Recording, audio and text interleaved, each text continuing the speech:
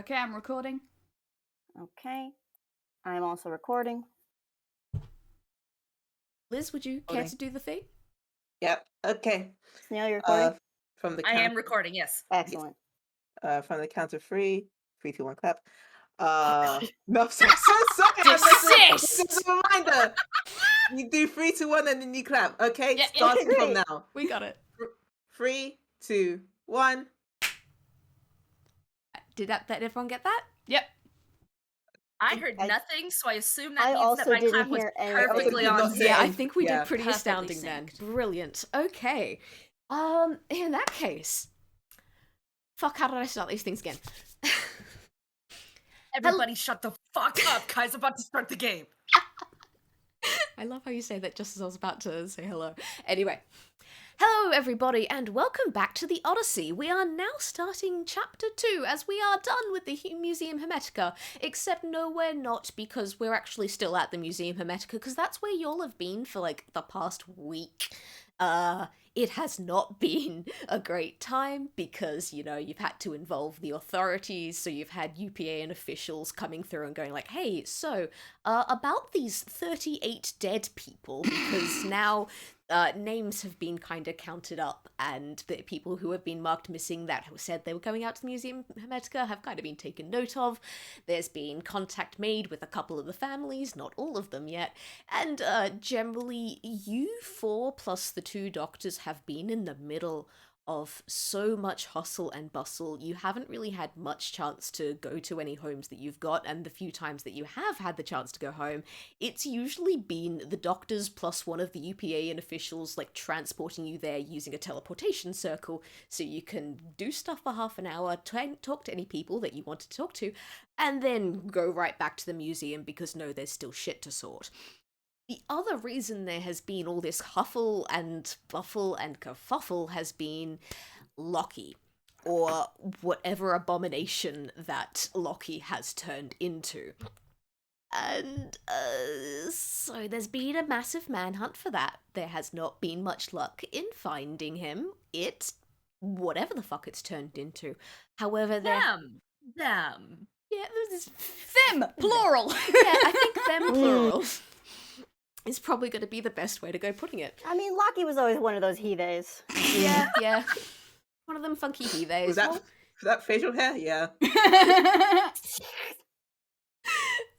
So there's been a couple of incidents where bits of Toonish scenery have kind of been drained of all their ink and or other stuff that they're made of. It's not as if it's causing a massive blight on the land, but every so often you will come across a rock or a tree or an animal what used to be an animal, and it's kind of ain't anymore because its body has been sucked dry, which ain't Unpleasant. great. You guys haven't really seen this firsthand. You've only really heard stories of it because, yeah. Thankfully, a lot of this has kind of been dying down as what can be sorted has been sorted.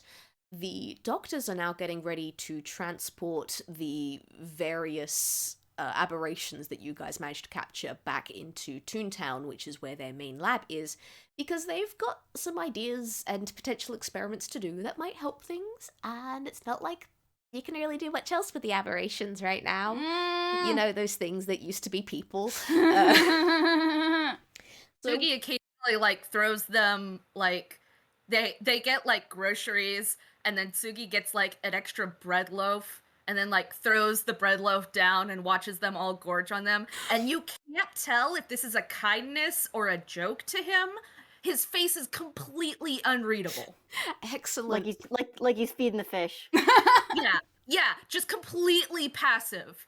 Well, the good news is the doctors are not going to stop you because, well, it is probably a good idea to make sure that they do keep fed, but we are not sure is the bread is a good idea or not. Well, it doesn't seem to be doing any harm. They're like ducks. Question, I've done nothing but feed them bread for the past...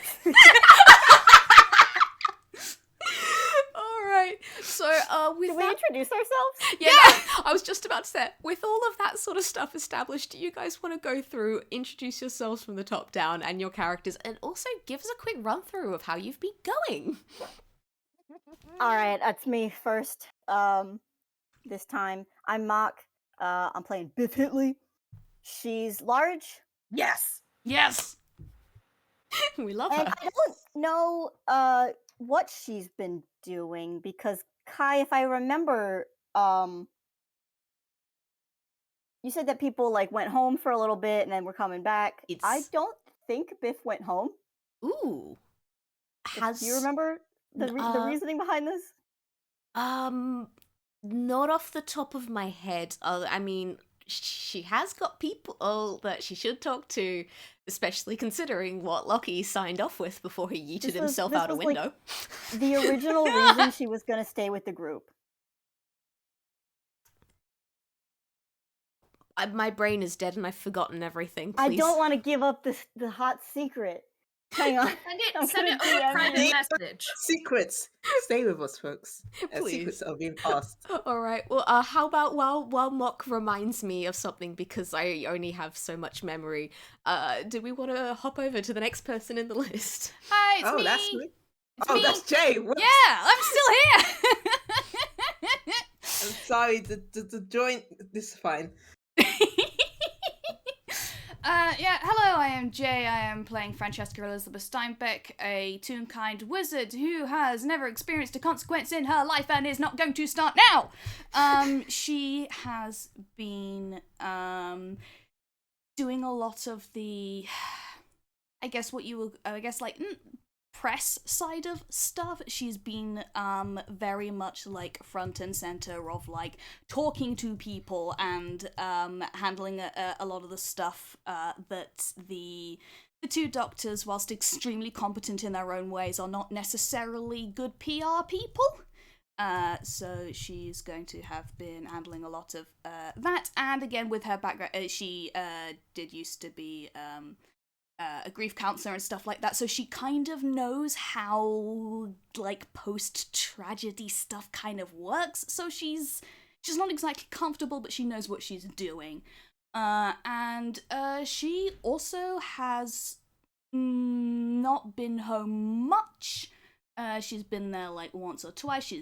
If only just to she's had various communications from her family around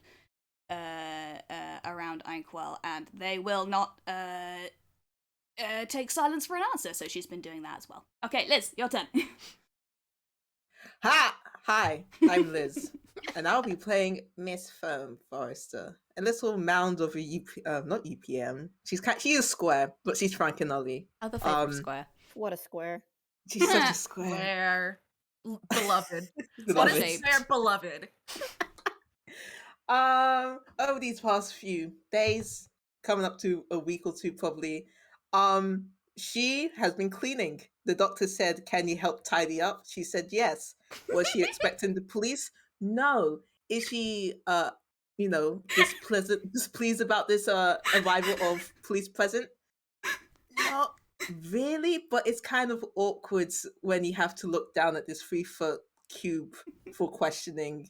And she just gives you very direct answers and goes back to being a Roomba, and she just kind of slides across the floor cleaning up broken glass. Miss Foam. Probably in around the same eye level. Yeah. Yep. Miss Most Foam tunes are short. contaminating the crime scene. She's cleaning. Amazing. Well, I mean, the good news about Miss Foam cleaning is, like, you know, all those various spare bedrooms and everything that were locked up before. At least you guys have had comfy places to sleep while you're stuck in this museum. You have a maid. Was not her intent, but you have a maid. Aw. And Well, we since- have a Roomba. You have a Yeah. and since she doesn't really have a home to go back to right now, like she's not visiting. She doesn't. They ask, "Do you want to get teleported back?" And she's like, just shrugs at them and continues sliding across the floor. I guess you have a sort of guard person / janitor. I like to think that maybe she spotted, maybe not the fucked up animals from whatever the fuck happened with our escaped friend over there. But she probably did explore the sort of surrounding forest area of the museum, and maybe did see at least maybe the first precipice of the sort of dried up like color sapped stuff, and was like, oh, that's bad. Went back and reported that. Continued with her day. Yeah, I love her. She's very good. And last but not least, Tsugi, what have you been doing other than throwing bread to the inky abominations? So does everybody want to roll perception, including both of the doctors? Oh my god, we're doing Sure. rolls in the intro. We're starting off with this. Okay. Perception. 11. Shit. Ah, Yes. 11.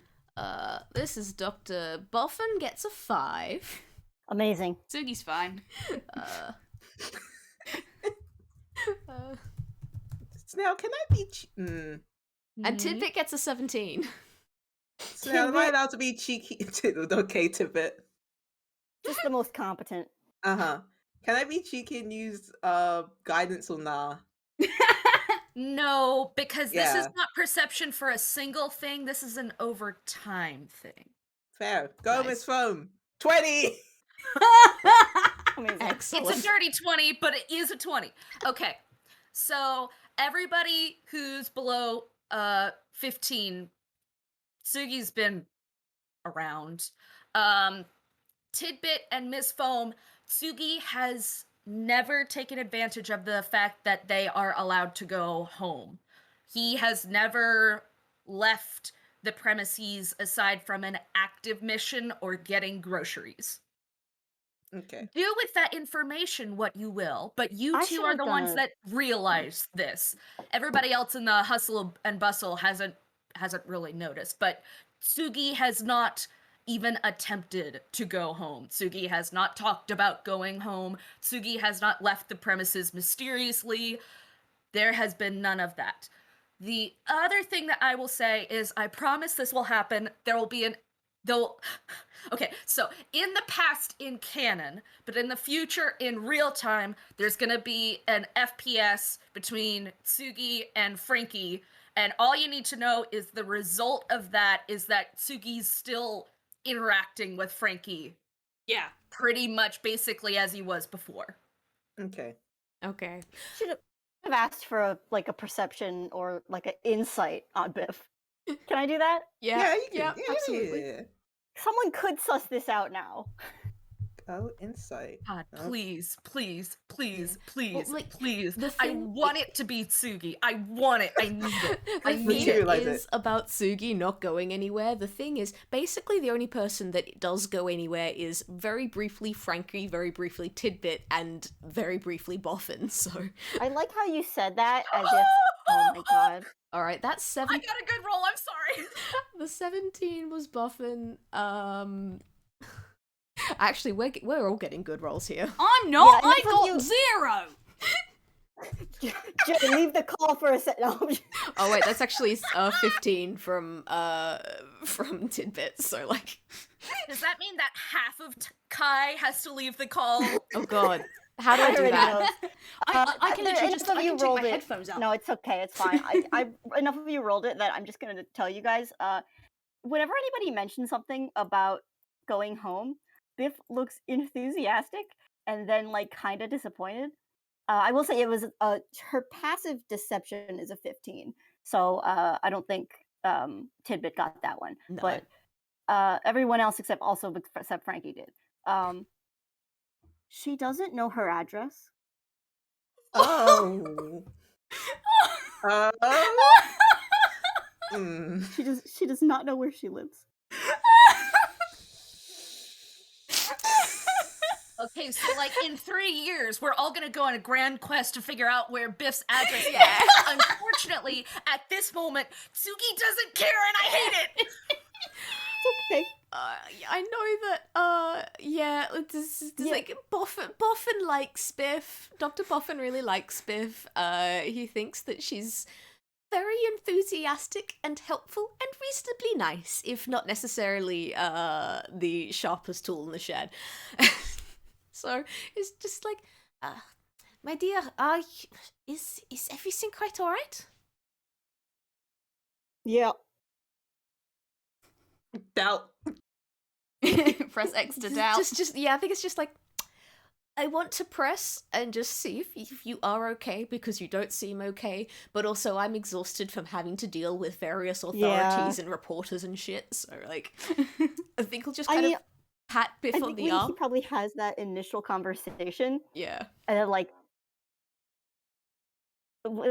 again, it's not super hard to I mean, she's got a good passive perception, but she would like to go see these people. She has people. She would love to go see them. Does not know where they live. I think this is maybe a little bit of like, She doesn't know where her house is. we do seem to be stuck here for a while. Is there any fun that you would like us to get a message out to, or you want to send a letter to send one, or? She doesn't know where to send the letter to.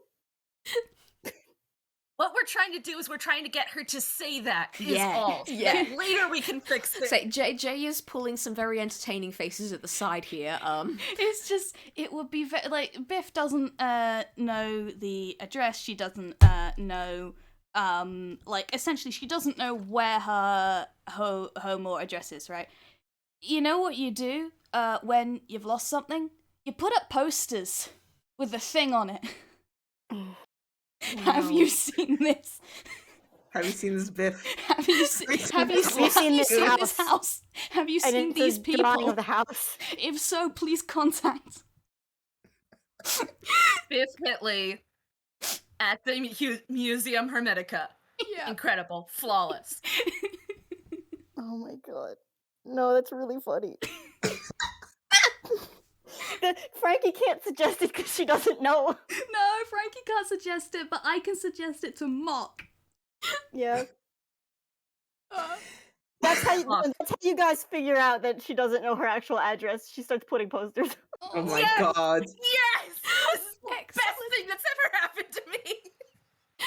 Across just UPA, these folks, have you seen this house? Yeah, She has a dexterity of 11, so she doesn't have a modifier, so the drawings are they're not terrible. It reads as a house. It looks like a house, but you don't know. It looks like it could be any house. Okay. Okay, bad news.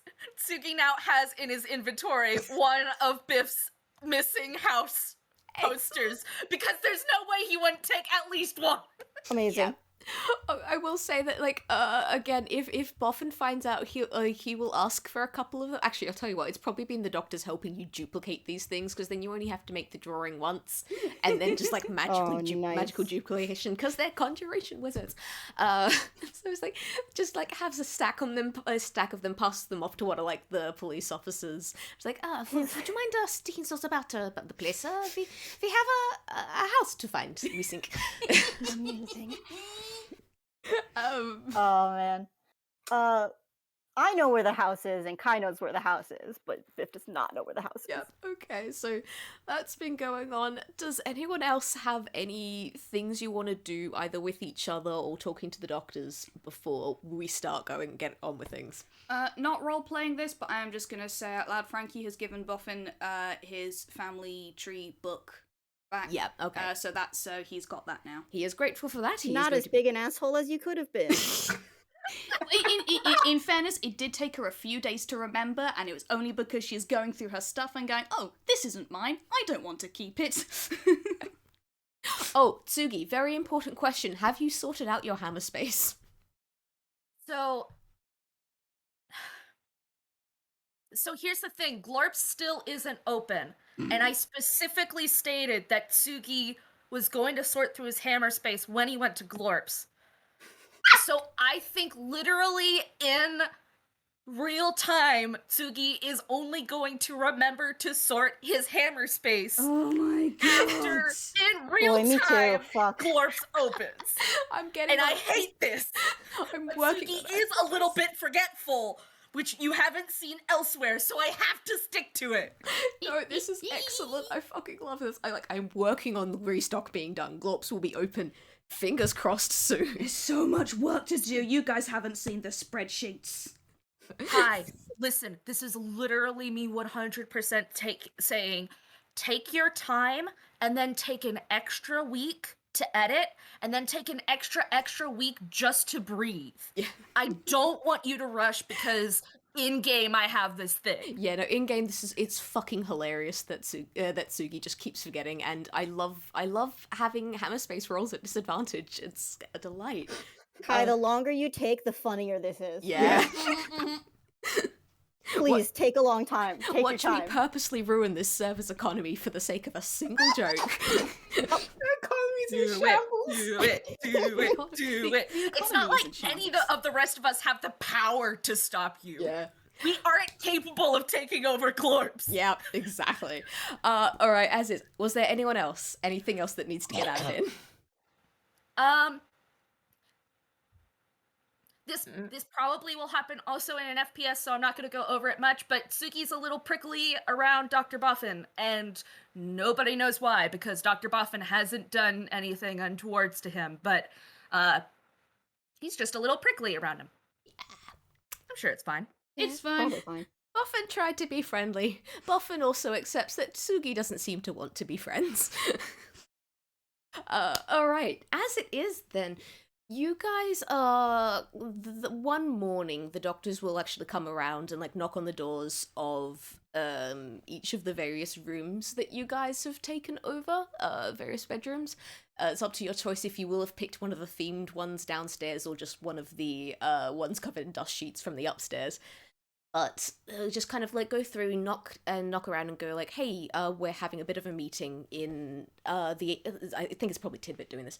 We're having a bit of a meeting in the atrium later on, specifically when it hits 11 o'clock. There's some stuff happening and we would like you guys to get involved because we think we're going to need your help here. Do you think you could be there? And You got it, Roommate boss. meeting, let's go. Yes. Alright, so everyone turns up, and the good news is, by the end of the week, most of the officials have cleared out.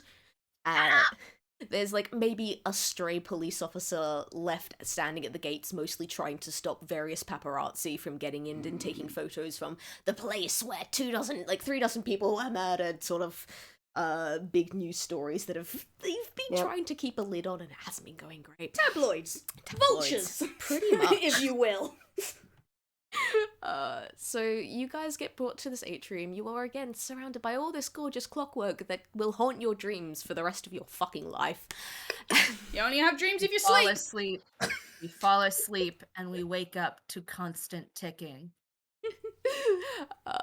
So yeah, what you guys see when you get down there is this massive glass cart, or like this massive glass tank on wheels, it contains the 4 inky aberrations that have up until now have been kept in the basement. So it's like kind of like, sorry. Dr. Boffin steps forward and goes, well, we think that we have sorted out most of the things now here for now. There are still a couple of things we'll be working on, and I'll be popping back from time to time because, well, it's not exactly sure what else to do with this house. May as well let it keep being used as a museum, and so donated this place to the government. It's this is the least we can do with everything that happened. But yes, we are on our way back to Toontown. And we've got this handled. We can transport all this. You can't teleporting. Tidbit steps forward. We don't think it's a very good idea to try teleporting these things because we don't know how. These things have names. They're Floppy, Gloppy, Sloppy, and Sal. I'll have you using their names if we're going to talk about them in the third person. Thank you very much. I've told you how many times now that is deeply disrespectful. These were individuals, and hopefully will be again one day. You can't call them that. Also, right now, they're not exactly who they were. So giving them a new name is actually more respectful You than could at trying least to give figure them out through better the names. records. Sal. Yeah, yeah, Sal's that Biff- one, the little guy that got shrunk. Well, to be fair, the shrunken-ness is worn Probably off. not shrunk anymore, but Yeah. No, here's the thing. Tsugi is pointing to a specific form in the like wheelchair dome, and he's pointing to a specific one. Anybody want to roll insight? Yeah, sure, baby. Sorry. Yeah, Tsugi hang on a is sec. somebody who's gonna make a lot of rolls for people. 14. Tidbit with a dirty 20. Turn 23. Also, I would like to say that Biff waves at Sal when Tsugi Yeah. points at them. I'm going to say Buffin doesn't bother, because he's just like, this is beside the point entirely. Is Frankie gonna roll? Absolutely not. Very good. Both Tidbit and Ms. Foam, he is Yeah. pointing at a specific person. He has figured out the key distinctions between people. Well done. Biff, he's pointing at one of them, so you wave your hand. Oh, yeah. It was taking a 15 or higher in order to That's discern fine. that he's actually, when he's named all of them, he actually knows which one is which. Amazing. He's been feeding them bread. He's been watching them a lot. Yeah. This isn't trauma-related at Yeah, all. Tidbit's just kind of like, okay, we will do our best to remember, but as for now, because they still works is an excellent word to call them, we don't think they should be teleported. We don't know how magic will interact with them, and frankly, we don't feel like being along for the ride with that teleportation, because, I don't want to turn into one of them, thank you very much. Yes, and we don't think, well, we've seen how these things react when they come into contact with other Toons, so, yeah. We will be taking care of this, but there is a job for you guys. Yes, we've arranged with, UPA officials. Well, we've got a bit of an experiment in mind, and we have been talking with Frankie a little bit about odds and ends. The whole, necromantic stuff has become in handy at points. Well. And you see, it has to do with that last recipe that we found. It's basically describing what we think creates everything. It is the symbols on the side for like sulfur, mercury, salt. These are like soul, body, and spirit, or soul, spirit, body. And we think that what is left is the spirit. It is the spirit and only the spirit, with a little bit of pre-made bodies that Elias added in, and that is what brought them to here. So if we can maybe get them new bodies, or bodies that are more like what their old bodies were like, and this is a bit of a necromantic help.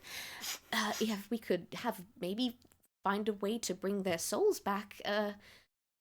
Well, they're not dead entirely yet, so it's a way that we could help them. Essentially, if you put the material body and the animating principle back together, the idea is that hopefully the soul or the identity will sort of magnetize towards it, because these three things operate in a triple system, and she is going to go on like that. Like, this is not a side of Frankie that comes out particularly often, but like, she's just as bad as the two doctors sometimes. I am so sorry, because that's so delightful. And again, I would like to have that continue. Tsugi immediately goes, so you want us to go grave robbing, that's it. No. Both of the doctors are just like, no. Biff pulls out her shovel. You see, See, Biff's got the right idea. so is not a good idea to go stealing bodies from other people, because these are other people's bodies. No. We need, because these people's bodies were dissolved in the dip. We're going to make some new ones, and to do that, we need to work from base ingredients, yeah?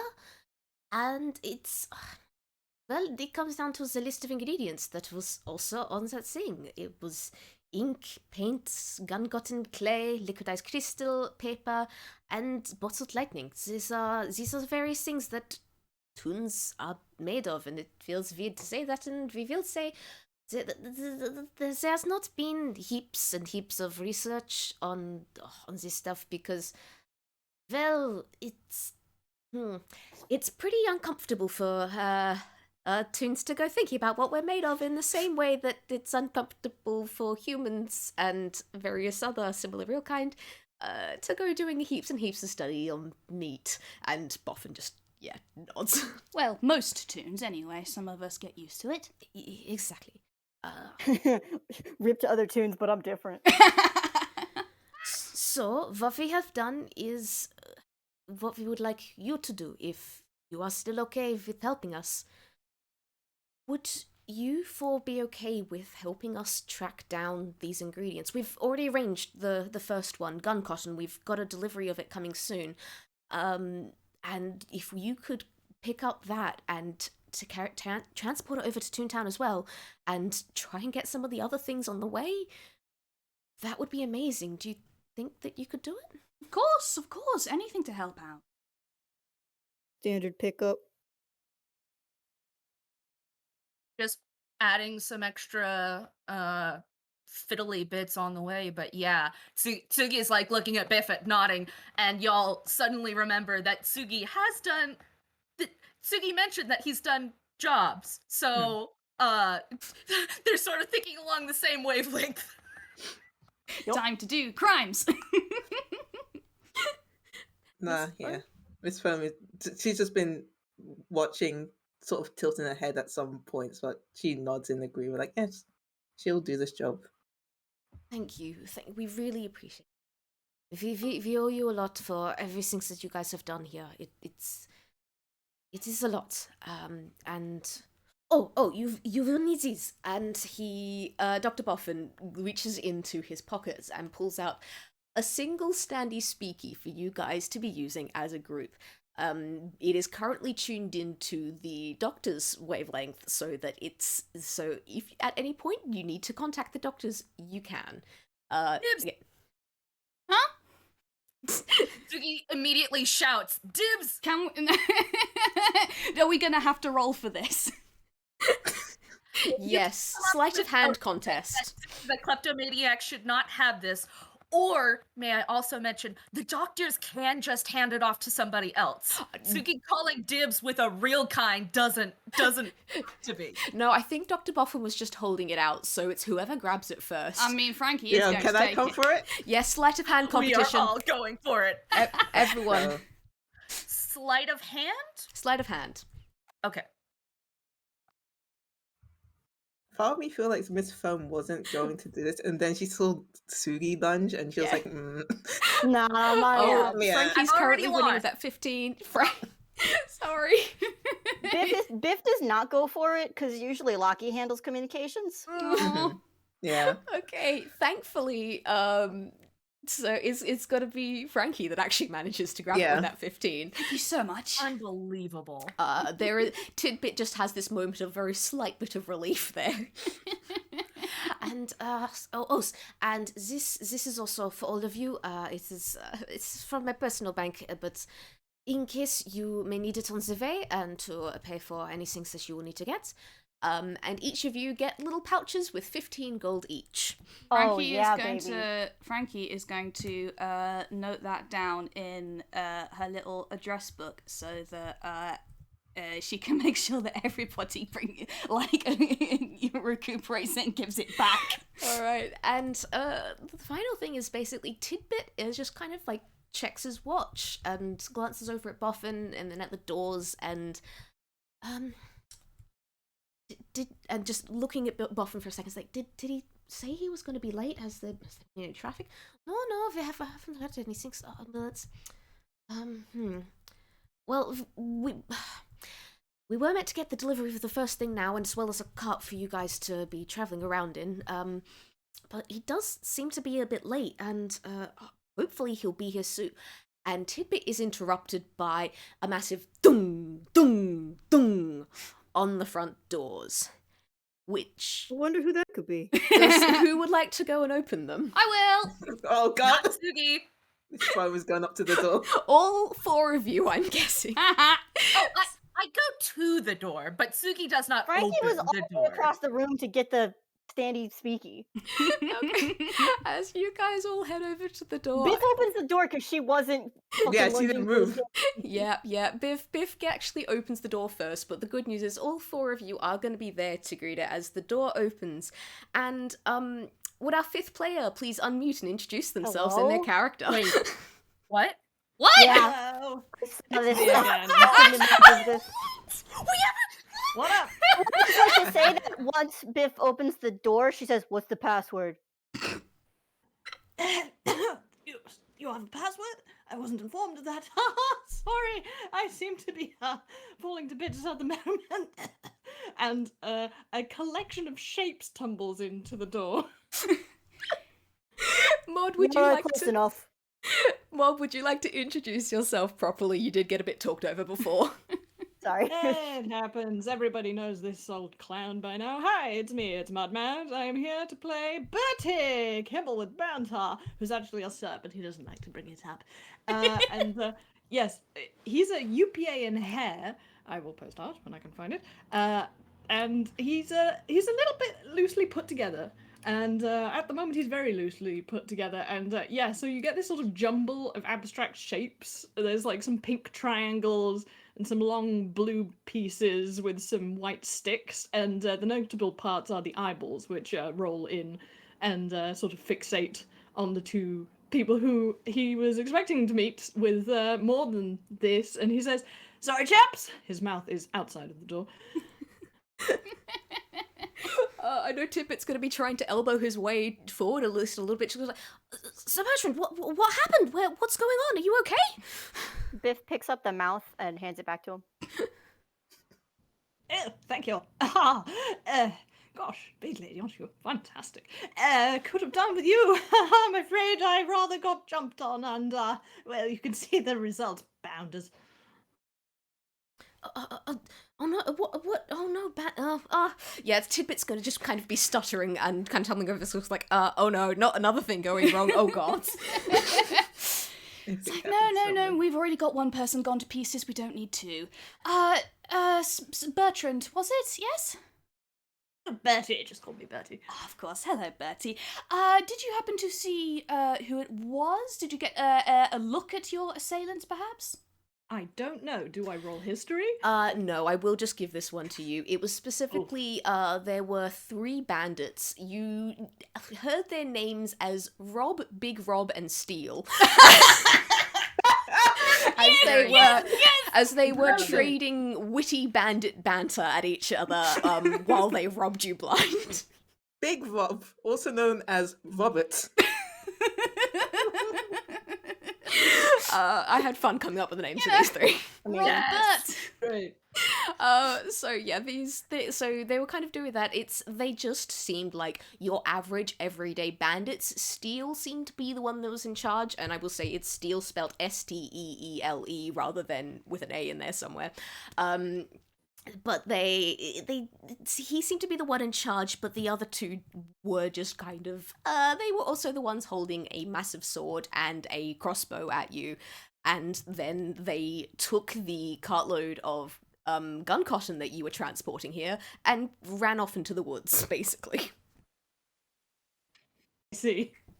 Well, someone must have given him a bit of a clobber, because he only does this if he fails a particular save, usually after he's been bloodied. So, like, yeah, I mean, that's... You told me I'd probably be in a bit of a state. So I kind of went ham with that. No, put up a this is fight. perfect and I love it. He put up a fight. He did, but he's definitely put out by the fact that such, 3 common rank thieves managed to get the better of him, and he's just like, oh, well, shit, basically. Trying to brush it off in a sort of jovial, well, better luck next time, but I am afraid that they took the whole bang shoot, so we may have to get after them, otherwise it will be a bang shoot. I don't know if they knew what was on that cart. I'm not really a fan of the whole exploding thing. What is that stuff that you landed me with? Well, it's meant to be a new kind of fuel source for cannons and the newfangled guns and all of that sort of stuff. It's meant to be a little bit easier to transport than gunpowder. The downside is it does seem to be a little bit more volatile. So we are very sorry about that. I'll say, trying to light my pipe, nearly said goodbye to my head. God. It's fine, he would have been able to put it back beloved. on again. So good. Do you need any healing, sir? Oh, well, I don't know. You're a curious person. What fantastic people you've got here. And one of his hands is holding up one of his eyes, and he's like having a good look around. It's a very strange I'm imagining kind of like Pixar lamp situation. I'm imagining like a guy with like a monocle, except it's just an eyeball. Yeah, pretty much, absolutely. This is up to the DM because I don't want to waste anybody's spell slots unnecessarily. I would say it would probably be a good idea to do a little bit of healing, but I will just say that Ms. Foam, you can use up like one basic spell slot, and whatever you roll, it will be enough to get Bertie back to full. Okay. What's Tsugi Yeah. doing? So gay. I So will roll gay. perception. I feel like I should do it at disadvantage because I am literally in pieces. So. Healing. Oh, that's still So a which, 16. so which eye are you stealing? The look, the luck is back. I can't believe this. Okay, so you just noticed that Tsugi is like eyeing you, and like oftentimes when people do like this sort of exaggerated Toonish stuff, other Toons aren't really like affected. He looks something. It could be constipation. He's just very visibly looking at you and not talking. Tsugi dear, it's not polite to stare. No, it's all right. I'm quite used to it. Immediately he's sniping back at Frankie, but his eyes still don't leave you. Oh, how sweet! Are you two related? The teenage son and the mother. Oh my god. Excuse me, what? Don't ever say that ever again. I'm firing Excuse this me? one. I'm fired. He's fired. He's not coming with us. He's not allowed. Boss help us. Tidbit does have to quickly like turn away for a minute, just hand clapped over his mouth so he doesn't laugh. I'm delighted by this. Okay. I am here to cause as many problems as I solve. It's Yeah. perfect. Yeah. Yeah, And we love it. Ms. Foam coming in with the healing spell, absolutely wonderful. Bertie, you can cobble yourself back together if you like. The good I news do is that. you are healed. The bad news is Cure Wounds is a touch spell, so she has to touch you with her weird, clammy, wrinkled mummy hand. So, you kind of gain something, you lost something. You see the all of the parts sort of do that sort of a wiggly, but they all sort of it's like it's rewinding. So you sort of get it, and all the parts have stuck together. And indeed, this is a very tall hair. He is very tall. He's 6 feet tall without the ears. So suddenly this collection of limbs that was on the floor is suddenly sort of very tall and over you. But he does a This is very still taller. leggy bow, and Thank says, you. "Oh, terribly grateful, thank you. Sorry about the the mess up." Very important question. Very important question. Is Bertie shorter than Biff if you don't include the ears, but taller than Biff if you include the ears? Well, hang on, let I me look do at not the know. kind of proportions here. Probably about as tall as Biff with the ears. If big. Nice. Excellent. That's She's exactly what I big. wanted. Thank you for this information. Bertie is enjoying the refreshing sensation of not being the tallest person in the room. Yeah, okay, I think this is, Buffin does come over properly here again, and just, it is quite alright that, we can't exactly plan for bandits. We didn't think there would be any else this far, but, we are still very sorry that it happened. But these four are here to help now, at least, if you are still okay to go and try and retrieve the gun cotton. Of course, never say die. I want to make up for my mistake. Well, not to put too much of it as a spoke in the wheels, as it were, but you did say, just out in the sort of general countryside area, the woods, you said? Did I say Yeah, the yes, you woods? did. I said. Good. I said the woods, I said yes. Well, she's just gonna sort of like be twisting her hands. Because once Oh, again, come on, Frankie. This just gives you more of an opportunity to fix your mistake. I don't see the problem. Excuse. Oh, did you make one too? Fine, we can be companions. I do not want to be your companion. Do not talk to me. Well, I wasn't talking to you actually, but all right, I won't talk to you. Oh well, I suppose. Yes, I mean, yeah, yes. No, we will have Biff with us after all, and you and our fine. I won't let any of the trees hurt you, Frankie. Oh, she's genuinely going to like smile at that and just like, thank you, dear, thank you. I can always count on you to protect me from arboreal intimidation, as it were. Yes. I mean, she's done it once before. Excellent. Okay. So, does anyone else want to ask why? Does anyone want to ask why Frankie is being like this, or are you all ready to head off on an adventure? I'm ready to head out. Yep. I'm ready for the fucking adventure. Adventure time. I Adventure mean- time. So here's the thing. Tsugi is just assuming it's because the gloop is in the woods. Yes. So Yeah. Tsugi is not looking past that to see if there's actually another reason. Tsugi has made the assumption and he is sitting in the assumption, which now makes me worried that the assumption is wrong, but there's nothing that I can do about that now, is there? No, it wasn't even supposed to be like a whole roll insight thing. No, Frankie is genuinely just terrified because the question mark murder victim is still kind of hanging around out there and can apparently be a vampire. So she's not Yes. particularly keen to go wandering out there. But no, it's fine. Tsugi's +5 to insight finally working for him. Even though it was not a roll, it was literally just my assumption. All right. As it is, you are going to be walking for at least half an hour. You're heading down not a main road, but at least a road that's just busy enough that it's definitely a road rather than a dirt path. You do see the occasional cart kind of going back and forth and heading out to farms in the area. Is there anything you want to talk about while you are retracing Bertie's steps? Miss Phone. I'm gonna be very honest. I was like, oh right, druids have to do a thing to prepare spells. So I feel like as soon as Bertie said like, oh yeah, I got in the middle of the woods, he was like, okay, time to prepare magic. So if we do get jumped, we don't get got as a group. So she kind of missed some bits and pieces, but she'll chirp up as they're walking through the woods and say to Bertie, do you think the carriage would be salvageable? You said there was an explosion, if I do recall correctly. Oh, just a little one. Took off my tail, but I stuck it back on. It's fine. It was a bit of singeing. Not really anything too dire, as long as they haven't likewise decided to, smoke a pipe or start a little bonfire or Wait, do if there something was flammable in the very close vicinity of the problem. if there was some form of explosion, is there going to be anything left to retrieve?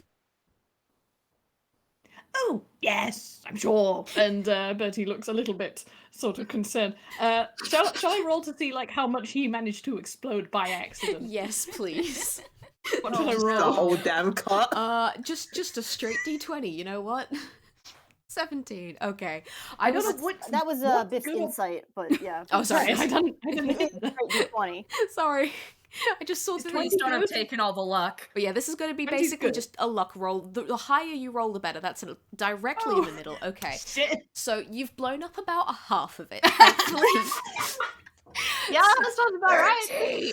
That's so good. There is still some left, thankfully. Possibly, like let's say that this is because they were actually kind of like two smaller parcels of it, and they were packed in separately. Because while there was kind of like the cart that you were carrying, it was like you had the gun cart, and you also just had assorted camping supplies, which were to be used by the party. So you've blown up one of them. You've also blown up a couple of the camping supplies, so there's going to be 2 of you that won't have sleeping bags. That's Now, fine. listen, This is good. you could blame Bertie, or you could blame the person who put Bertie in charge. That is true. That was a terrible decision. That is true. So I can actually do Responsibility of the both. boss. I can actually do both. There are enough hemispheres in my brain to blame both of them at the Oh, same not time. Bertie. No. Excellent. Whoa. So yeah, you're going to be for the rest of this particular chapter. You are specifically going to be running low on certain camping supplies, but there is at least some of the gun cotton that Bertie you know survived it, because you did see the package as the bandits had finished beating you up and then running off with the cart. Mm-hmm. Yep, I did well. Excellent. And yeah, Mark, what was that insight? Oh, I just wanted to see if Biff knew how much Bertie thinks that he blew up, because I thought it might be funny. Yeah, you absolutely understand that he blew up half the cart. And in fact, we sort of have a flashback, a wide shot of just the tops of the trees of the forest, and you hear this, and you see this like very distant vision of Bertie going on the top of the tree, down into the trees.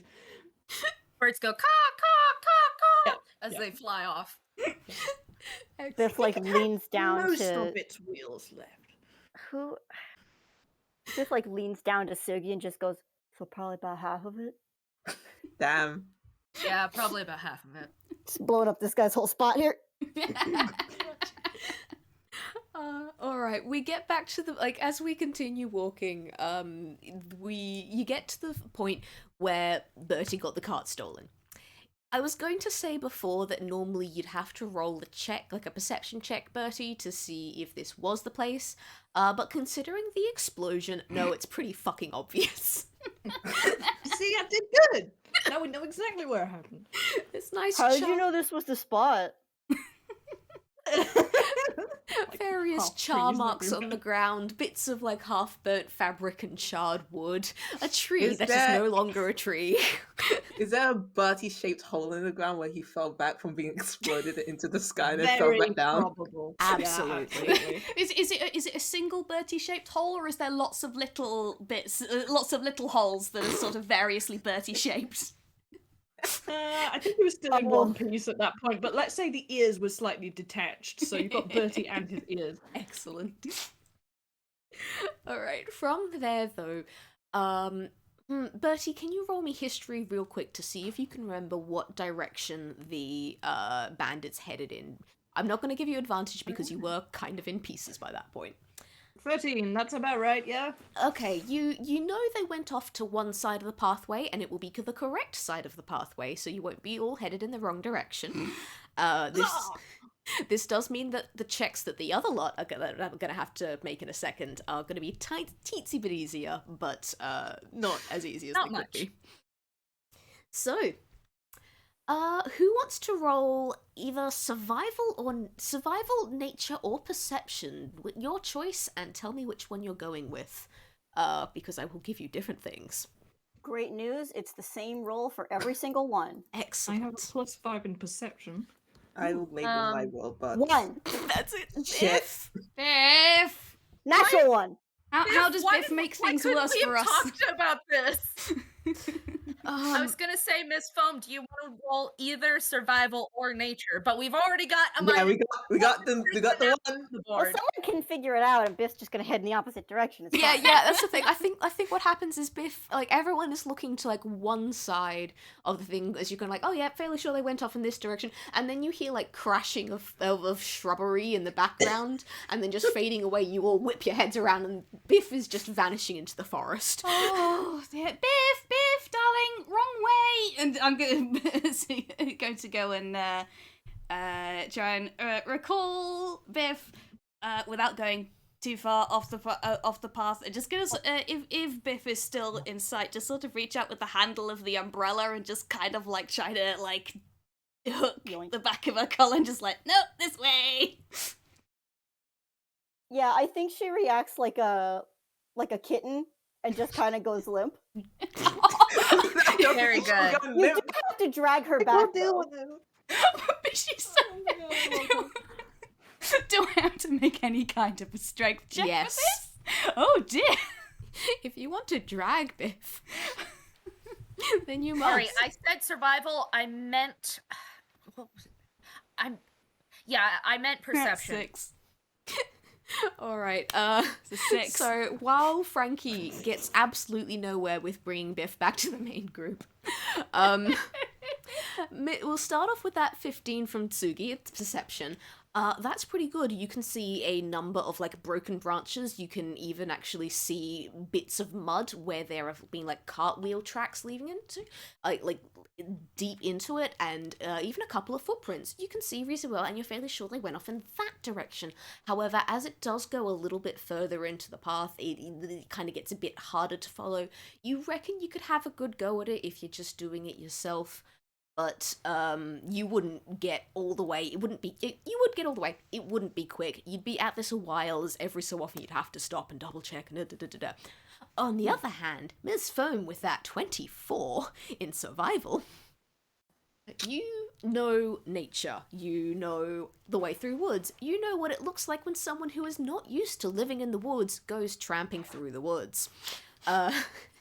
And you can basically follow the tracks of these guys absolutely spot on. You are a bloodhound in the shape of a square. So Square hound. Sniff, sniff, Square sniff, hound. sniff, sniff, sniff, sniff, sniff, sniff, sniff. Is that the sound effect as she like starts following the?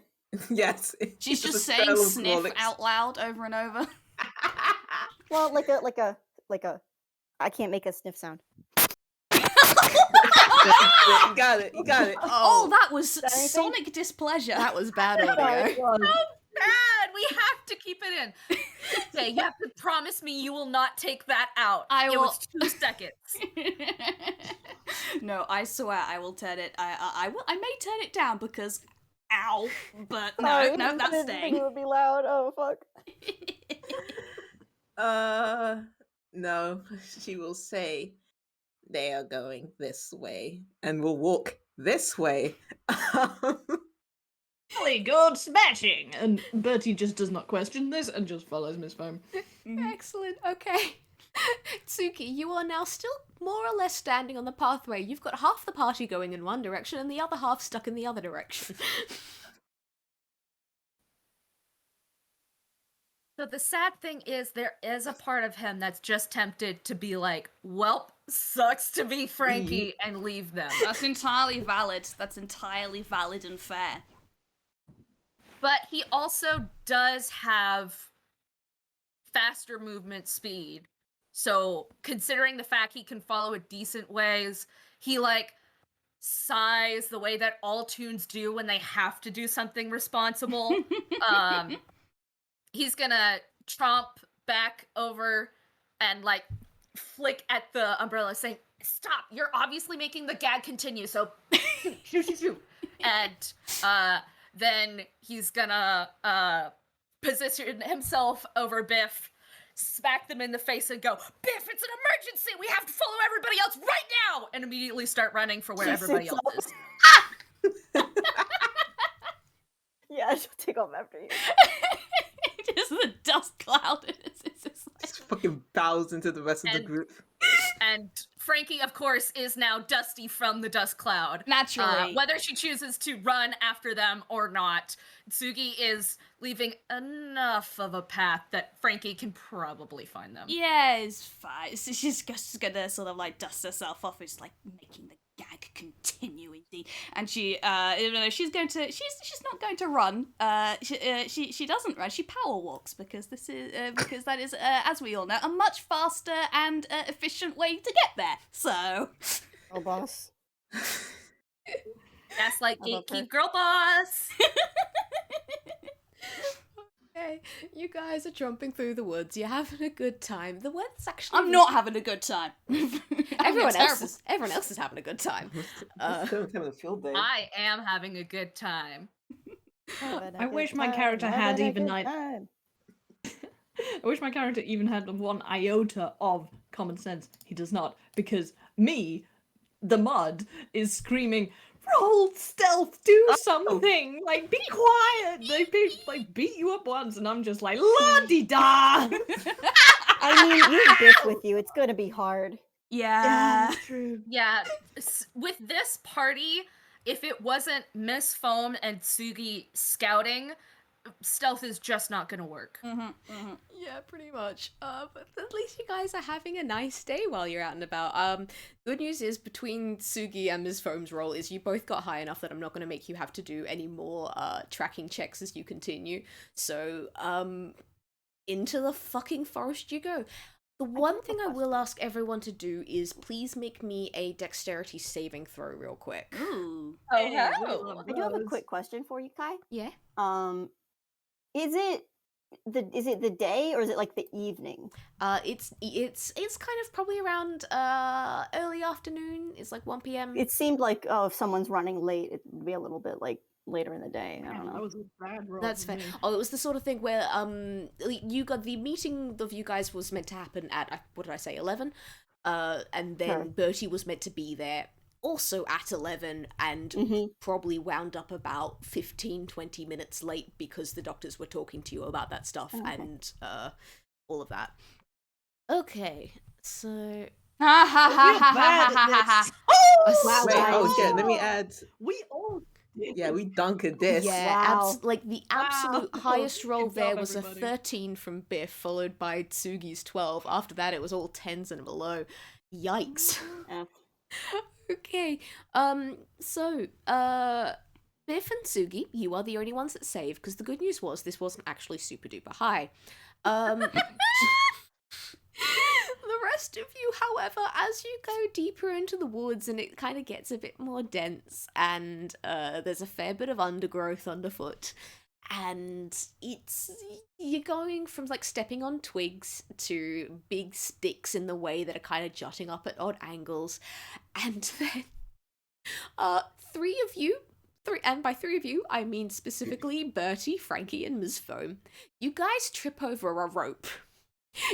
And then there's just this whole twang, zwoop.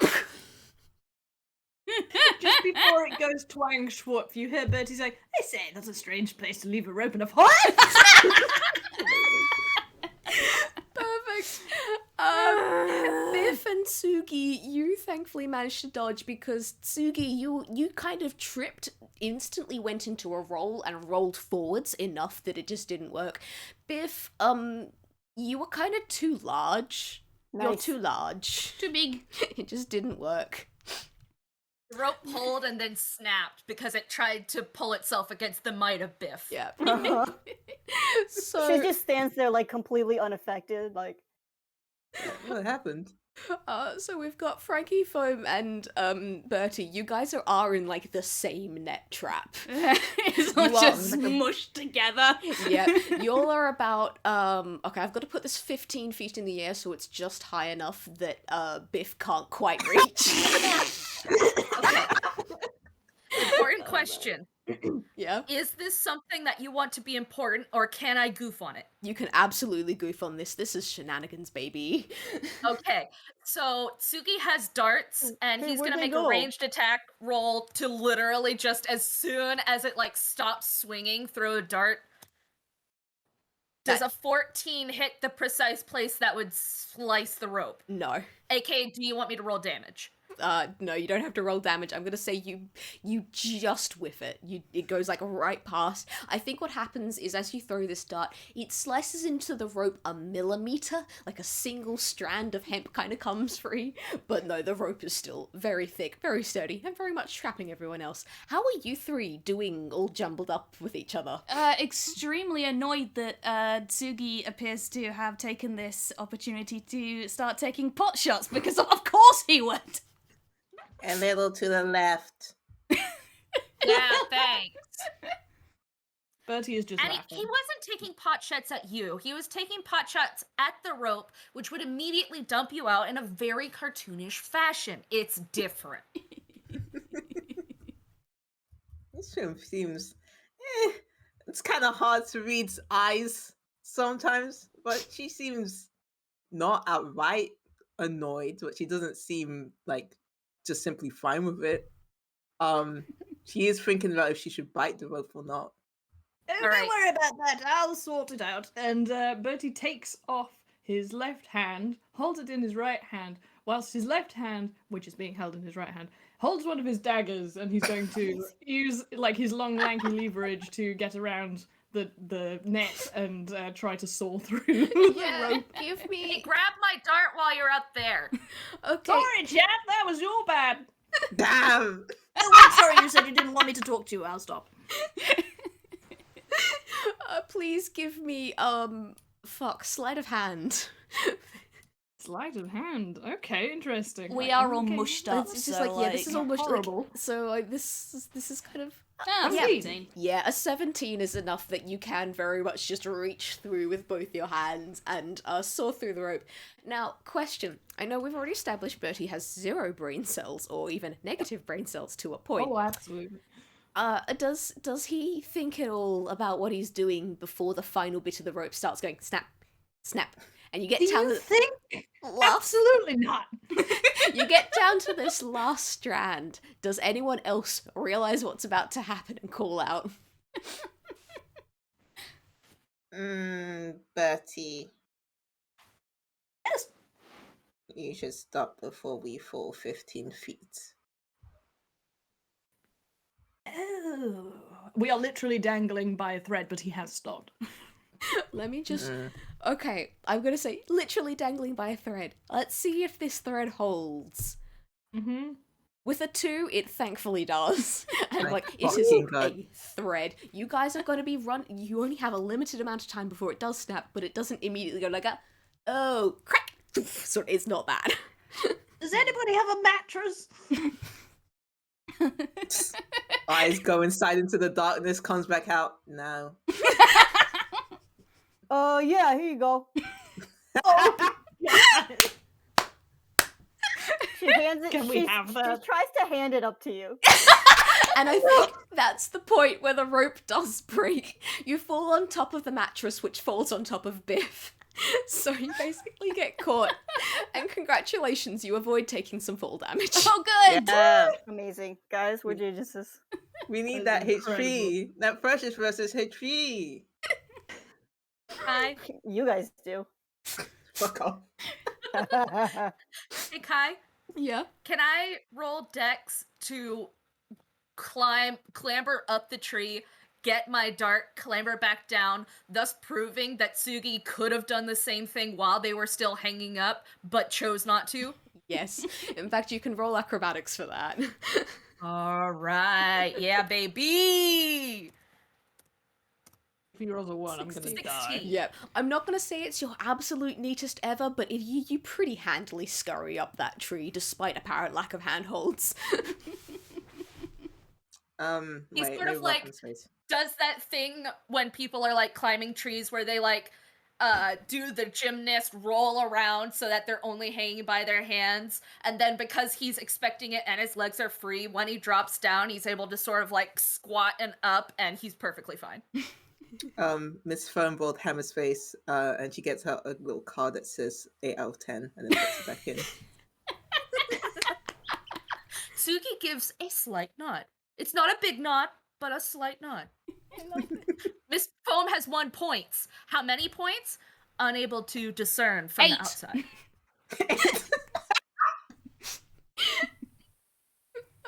Okay, I will ask for... Alright, well, that was exciting. Shall we carry on? I was going to say, can I get one more dexterity roll from the 3 of you that got trapped, just to see how easily you get free? Oh, yeah. Oh, excellent. Because there is the option here, if the 3 of you roll real shit, for you to go, you know, like that crit fail, and then that... Well, Damn, I'm rolling low with Dex. Please, Bertie, your dex! Oh, no, Alright, I'm not going and to an finish saying what 11, I'm saying sorry. until Ms. Foam rolls. For the 21. comedy. Now comes the question of, do I feel like being mean here? Yes, 'Cause- it's funnier. Be mean, be mean, be Okay. mean. I think what happens is, Ms. Foam, you kind of just turn to sludge for a second, and then you ooze out of the ropes, and then recongeal back into your usual square form. And you are completely free, because that 21 is fucking ridiculous. I know you've got guidance, but, like, come on. Bertie and Frankie, however. Bertie, you were having a bit of a time with the ropes. You reckon you could have gotten out eventually, but it would have taken some time. However, this strange cat unicorn multicolored ice-searing creature thing that does not seem to be having the greatest time outdoors does now seem to be tied to you back to back. There are some rather devious knots going. It's not just, yes, you're wrapped around the waist. It's, you've got your head going through one thing, she's got her hoof coming out another. Y'all are fucking entangled, and you're gonna, like, unless you want to actively spend a whole chunk of time and a bunch of rolls getting yourselves free here, you are gonna be going round the rest of this episode tied together with various disadvantages on things. And his But limbs double are so movement. lanky, they're probably tied around too. Mm-hmm. Yeah. Yeah, this is a pickle. I mean, I'm not the one who rolled a natural 1. I have to point that out. Oh, but well, he it's is just like, my this is fault. funny, and this is funny. Yes. Natural 1, the consequences of a natural 1 don't always go to the individual who rolled the 1. No, That's absolutely true. No, I accept that, but I just felt like it was worth saying out loud for the provenance of the audio. that This was not entirely my cock-up, but No, it was no. also very much my cock-up. No. I mean, Okay, I'm Bertie's just having a taller, look so at he this could one. probably just walk around with Frankie struggling on his back. Can I It's like a argue to backpack. roll acrobatics to, like, basically partially take myself apart, like, dislocate myself, and then put myself together on the other side of the net? Okay, I want to get an acrobatics, and please also roll me Constitution as well, The considering chunkier version of what this foam did. falling apart does affect your health, and your health What's affects that? falling I apart. can't save, or do you want... Yeah, con save and then acrobatics. Oh boy. I have a +1 for Constitution, folks. With a nat 20. my you're god, that's a nat fine. 20! Fine. This works because like, his method of hiding, which he does all the time because he's a rogue, is doing this and like putting himself together as random objects. So, and also it's really funny. So, what's my acrobatics? Oh, it's a +7. Please, please get me out of this net. Take a plus. Never mind. It's fine. 17's fine up. Yeah, 17, it's fine. Yeah, I do that, and it's a gag, so I get out of the net. That's probably the only reason why it would work. Yeah, so you make like the whole little, as you're taking yourself apart and putting yourself back together, the whole ding, ding, ding, ding, ding, little xylophone noises as you're doing this.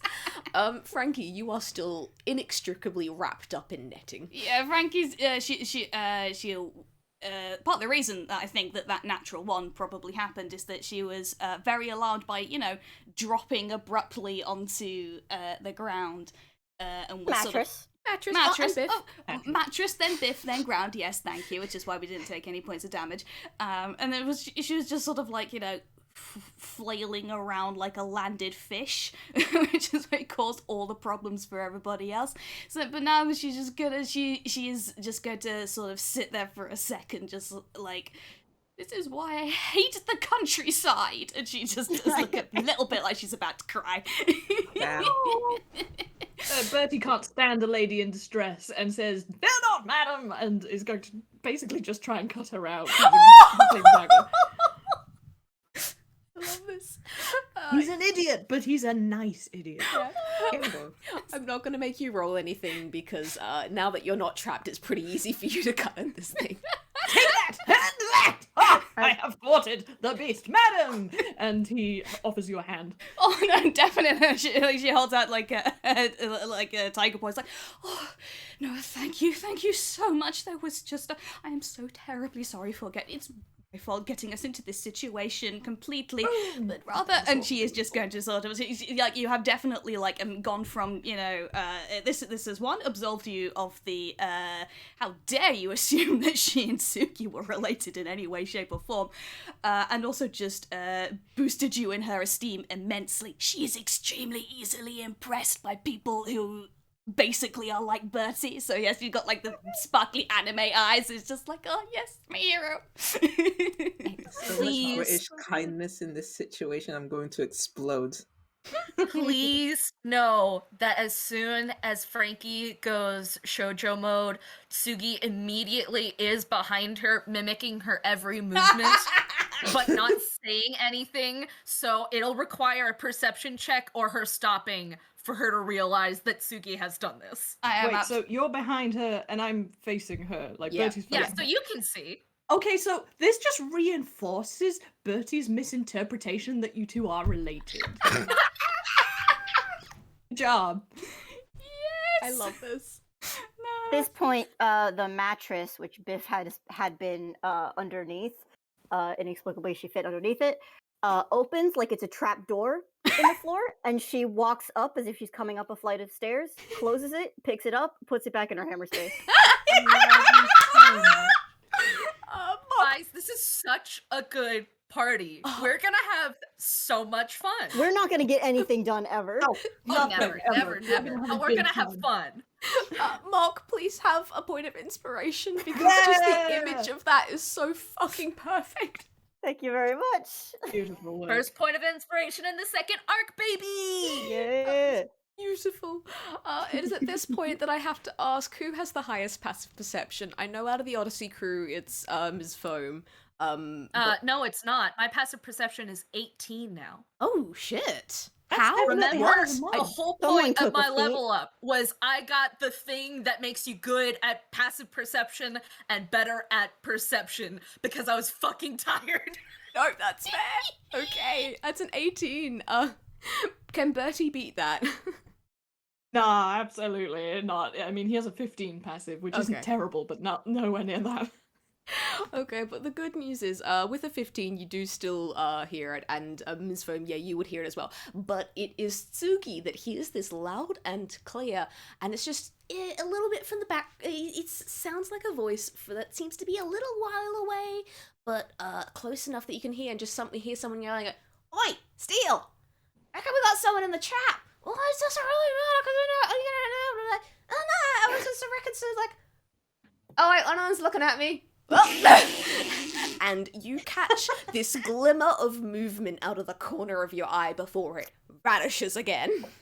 Oh, well, there goes any hope of the element of surprise, I suppose. Yeah, element of surprise is gone, but on the other hand, the idiot just left us to prepare. Wait, was that one of the ingredients we needed to get? Preparation? No surprise. Well, I mean, so he sort of like waves his hand in the so-so. I sort of way. thought for a horrible moment that you were talking about the person who was speaking. No. Yeah, no, she's saying the element of surprise. Don't they need those for holy chemistry? shit, holy shit. I'm sorry. I know I've done a lot of things, but, since I haven't sold stuff, hi, Yes. I come to you beseechingly on my Yes. hands and knees. Can I put all of the horribly splinty parts of clockwork and porcelain all across where the trap will be so that we can home alone these motherfuckers? Oh, caltrops. You absolutely can. Remember, you have got disadvantage for your hammer space to pull out this ball of junk. I'm interested to see what your reaction to this thing that I've got is gonna be. Dang it, that's a 1! Okay, that means that Tsugi instead pulls out his daffodil and sort of embarrassed, like immediately puts it back. Are you still He holding definitely on to didn't that? want Bertie to see that he had a daffodil. And now when I'm rolling these d10s, only if both of them are over a 5 will it come. Yep. Dang it! That's another one. What else does he pull out? He pulls out a backpack, and he's sort of like, I have a hammer space. I'm never gonna need this. Why did I steal this one? Shoves it back in. Then we do it again. I am so sorry, guys, but That's this is the okay. gag now. Yeah, Miss Foam is looking back over the Oh. bushes, seeing if Oh the my eyes are still there. It's a 4 and a 10. They keep on being 10s, but they're not in the same thing, that's so it doesn't because- even count. No, that's because you're not writing the D before the second 10. Am I not? Shoot, You fire. did it. You It's did the fine. first time, but the second two you didn't. It's fine. Don't worry. Just keep going. Okay. I mean, you would He fail them pulls anyway. He pulls out like one of those squeaky chickens, but if you look, there's sort of like a discoloration at the top, and if you look, it's actually a little Biff hat, and then he puts that away again, this time trying to avoid Biff seeing that, because if you'll remember, Doesn't Biff, notice. yeah, Tsugi totally stole Biff's squeaky from their hammer space. Amazing. Rolls again. Yes, a 6 and a 5. Now he pulls out The all of bandits the are now in a various different bits. continent. But Yeah. He pulls out all of the loose bits of clockwork and porcelain that before he had just stuffed in his hammer space. And although he hasn't had the remembering to clean up his hammer space, he did at least put all of those in like a pouch. You don't just have loose shards of pottery and like They count metal. one item. He did. He's dumb as fuck. I'm not sure Like if how you you can noticed. pull out like a handful of yogurt or whatever. You pull out a handful of You porcelain shards. stick your hand in and pull it out and it's all just jabbed in there. Is that not one of the ones on the default table? I think Yeah. it is. Yeah, it is. is it seriously? Oh my god. It is. You're right. So Awful. Tsugi is like, I'm ready to scatter this, but first we're gonna have to find a place to hide that's big enough for Biff so that they walk on it. What? I might be able to help with that. Go on. Are you ready for the best spell ever? Pass it out, Yes. Craig. Ready for it? Always. Yep, I love this one. Okay. Miss Thumb does that little poof, and her little flaps of moss kind of shake out. And it seems like all the leaves in the areas are willing to help you hide, so everybody get a +10 to your Yes. stealth checks. Fuck yeah. Pass without a trace. It's the best one. Is this one? Okay. Oh my good. Tsugi. No, I'm not gonna say it until after. Yeah. Actually, Don't good. say anything until after you've rolled. I love this. I love how prepared and like organized y'all are being now. Biff gets, Okay. wait, Now is that that it's right? happened, I can say I That's right, already yeah. have a Okay, plus 'cause it would be 5, a- so adding +10 makes it a 15. If I had Mhm. gotten anything over a 1 for most things, I would have been fine. Mhm. Yeah, Y'all are this is gonna a love Bertie's roll for stealth, by the way, with this. Oh my I'm god. just waiting. Have you done your roll? Oh no, Are you sorry. ready for this? Shit. Oh my god. Holy shit. Good. She's That's a a rogue, plus baby. 20 modifier? 37! Because of the pass without a trace. I have 2 10s. Oh Amazing. my god. Rogue expertise, baby. It's You Dex, look right? at where Has one. Bertie was. yeah. You then literally +10. don't even get the description of what's happened to him because he's disappeared. He's just He's turned gone. into the He's just background layer. fucking He is now gone. watercolor. Okay. Even with that +10, it's still an 80. Okay, well, This is, you can't camouflage Frankie. She's too It's hard to sparkly. do. this is excellent. Okay, but the good news is, you guys, those are some fucking astounding rolls. Literally, the only one below 20 was Frankie with that 18. And even then, that's enough. So you guys just fucking vanish. You're gone. And you now have spiky, sharp bits of ceramic and metal scattered all over the floor, just hidden underneath the leaf litter.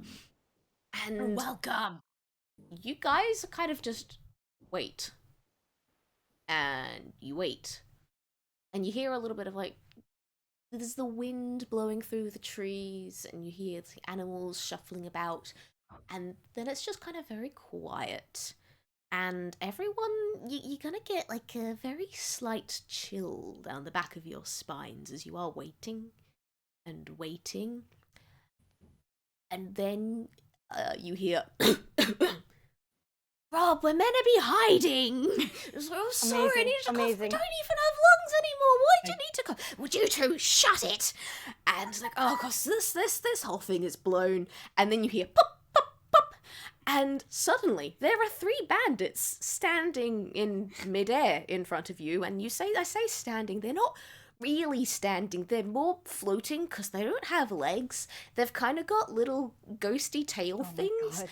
And Bertie, because you saw my them God. earlier, you know that before they were just regular ass Toons. They were not these little ghosty things from before.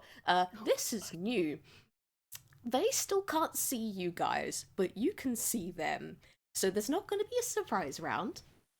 Everyone roll initiative, and then There is going to be a surprise round. It's ours. Let's Yeah, go. that is true. But still, let's roll initiative. Yeah. I'm so angry that I did. I'm so not angry. I'm so mad that I didn't get a chance to like get a word in edgeways because I literally have a spell that we could probably have used for like this, being snare.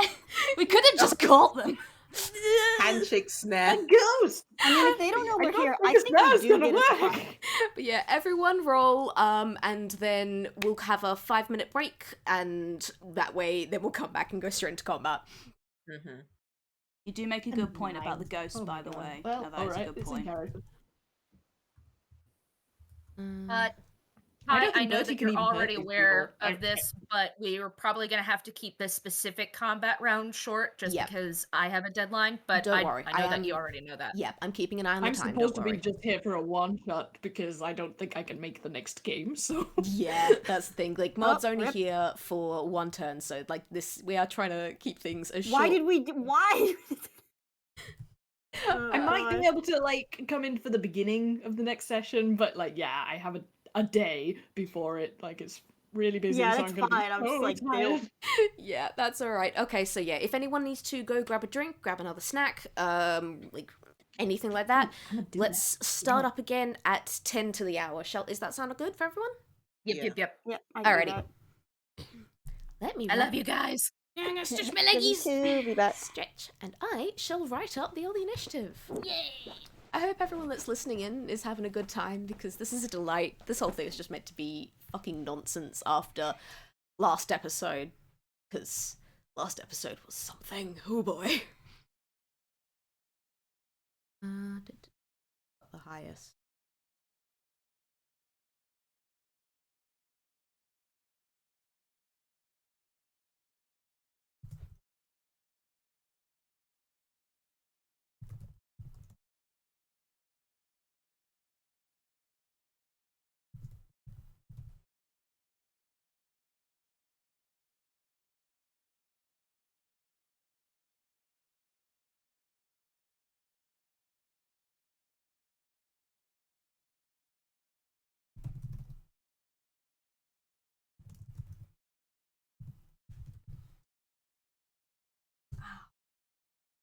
Right?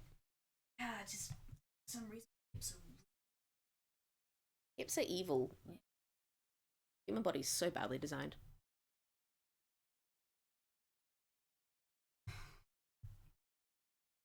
Also, yeah, don't worry, I've got my water bottle, it's still got plenty in it, and I can do little stretches at the side here as needed. I'm doing good.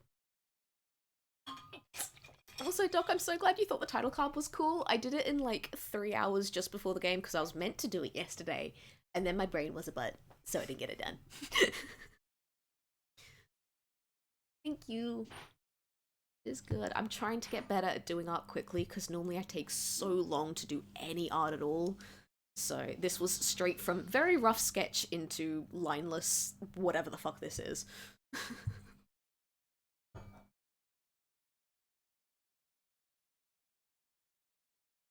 Chapter's good.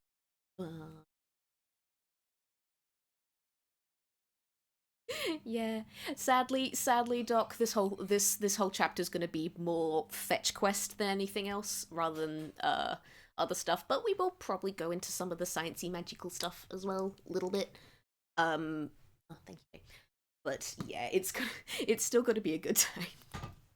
Also, the good news is, you know how, Doc, we had that whole big conversation about the campaign that you are wanting to run.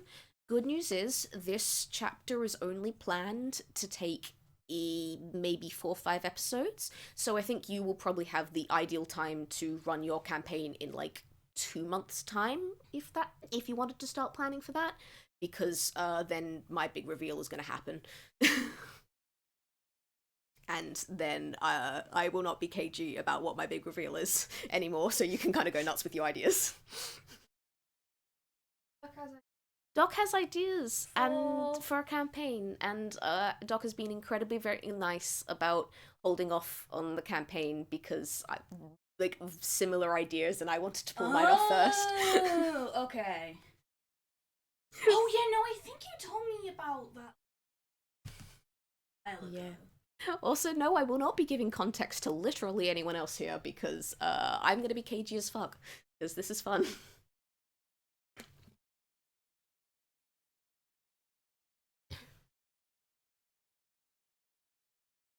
Oh yeah, that was yeah. Oh yeah, if you've got college and everything, yeah, make sure that you're not burning yourself out with homework and assignments and stuff before you go worrying about D&D. Don't worry.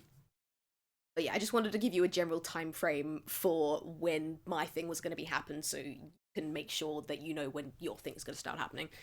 But yeah.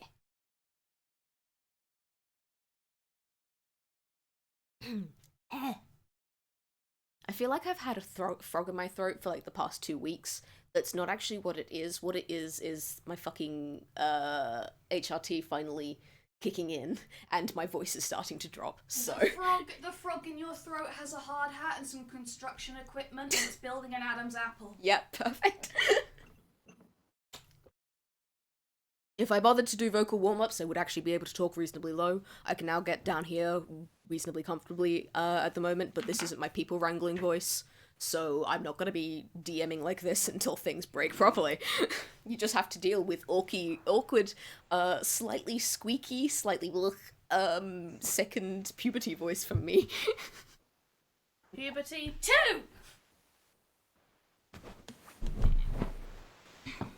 Everyone shuffle, shuffle, rustle. Yeah. Oh no, those are your headphones. Sorry, I'm making all the noise. Nah, it's cool. All good, do not worry. Any weird noises that you make are solely going to be Jay's problem when they get around to doing audio editing. What's this? Mod making little rustly noises. It's fine. A number of times we just... It's my current desk setup sucks. I'm really sorry because I have to have a pillow to support my arms because my shoulders, EDS. And it brushes up against the desk, so when I'm doing D&D it's like, oh fuck, this is in the way, and it's like, ah no! You have to keep so still or there's just so much noise. I'm so sorry. It's fine. I was hoping it wasn't being picked up, ambience. but It will be ambience. We are in a forest. It can be thieves. Yeah, perfect. Hi, Okay, alright, I'm back. cool. Help! Hey, Is Liz back? who's ready to fight ghosts that like basically all of my attacks do not afflict? Great. They are These special. regular ass weapons here. This is gonna suck for me. Also, can I confirm with you? Do we have a surprise round? Yes, you are going to be having a surprise round, so you do get to go Excellent. first. I've just put initiative there to make my life easier for later. Do these That's guys fine, that's technically good. count as on? You'll have to roll for that. I'm calling them ghosts because that's just the easiest way to get the image of them into your heads. But if you want specifics, you gotta roll for it. Ooh. You guys are gonna be fine. I'm And almost- I'm to almost be tempted to explain Bertie's delayed start is like with the 37, he just disappeared, and then everything took so long that he's basically sort of half fallen asleep. Oh, Buddy. Oh, Possibly. handshake. I was gonna say he gets distracted and he forgets to, unhide himself to attack. Yeah. It's like, wow, there's a lot of noise going on out there. Oh! Yeah. That's basically it. He's hidden like inside of a tree.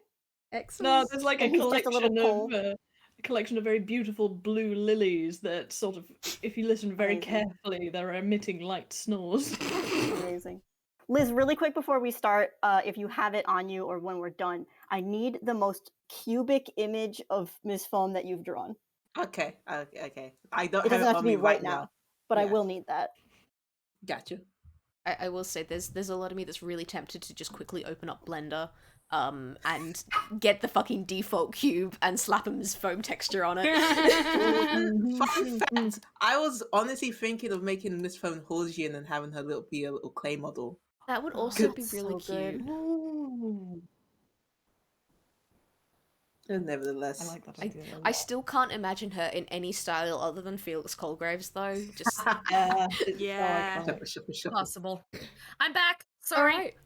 Welcome back. Okay, we've got Hello. everyone. Are we good to go? Mm-hmm. Yep. I'm Yep. ready to go. All right, Frankie, you are actually first in the initiative somehow. Oh, this is new. I want to. I feel like this is a waste of a surprise round, but like I don't want to do anything without knowing. So can I roll to see if these guys are technically undead or not? Yes, please roll Arcana, or actually roll Arcana or Perception, your choice. Can I argue advantage because I'm a necromancer? Yeah. Yay. Yay. Arcana or Oh wait, no, this would actually be investigation rather than perception. So yes, Arcana or investigation. Arcana or you know what? I've got +4 for Arcana, so I'm gonna do that. Oh, that's an 18. Not bad.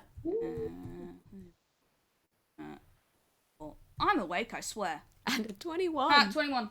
All right, with that 21, you have a look at them. You have a good look at them, and yes, they're kind of ghosts, and they probably would fit in the wider realms of undead. But the other thing is, as you are getting a look, because it is like a 20 and over, you are thinking back to the various conversations that you've had with the doctors Boffin and Weird, and you are going, hey, you know those effects that you were talking about in terms of soul, spirit, and body?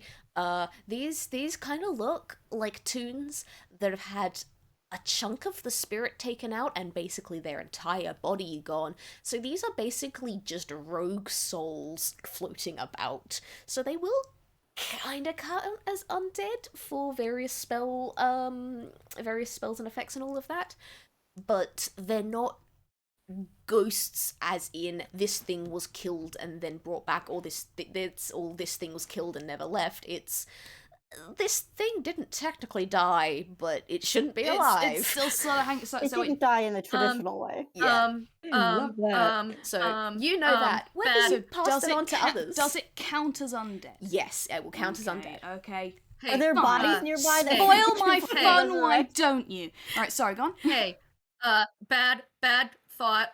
There is that abomination rolling around, so if something suddenly changed where some of their spirit was removed, ha ha, And body. I don't like this at all.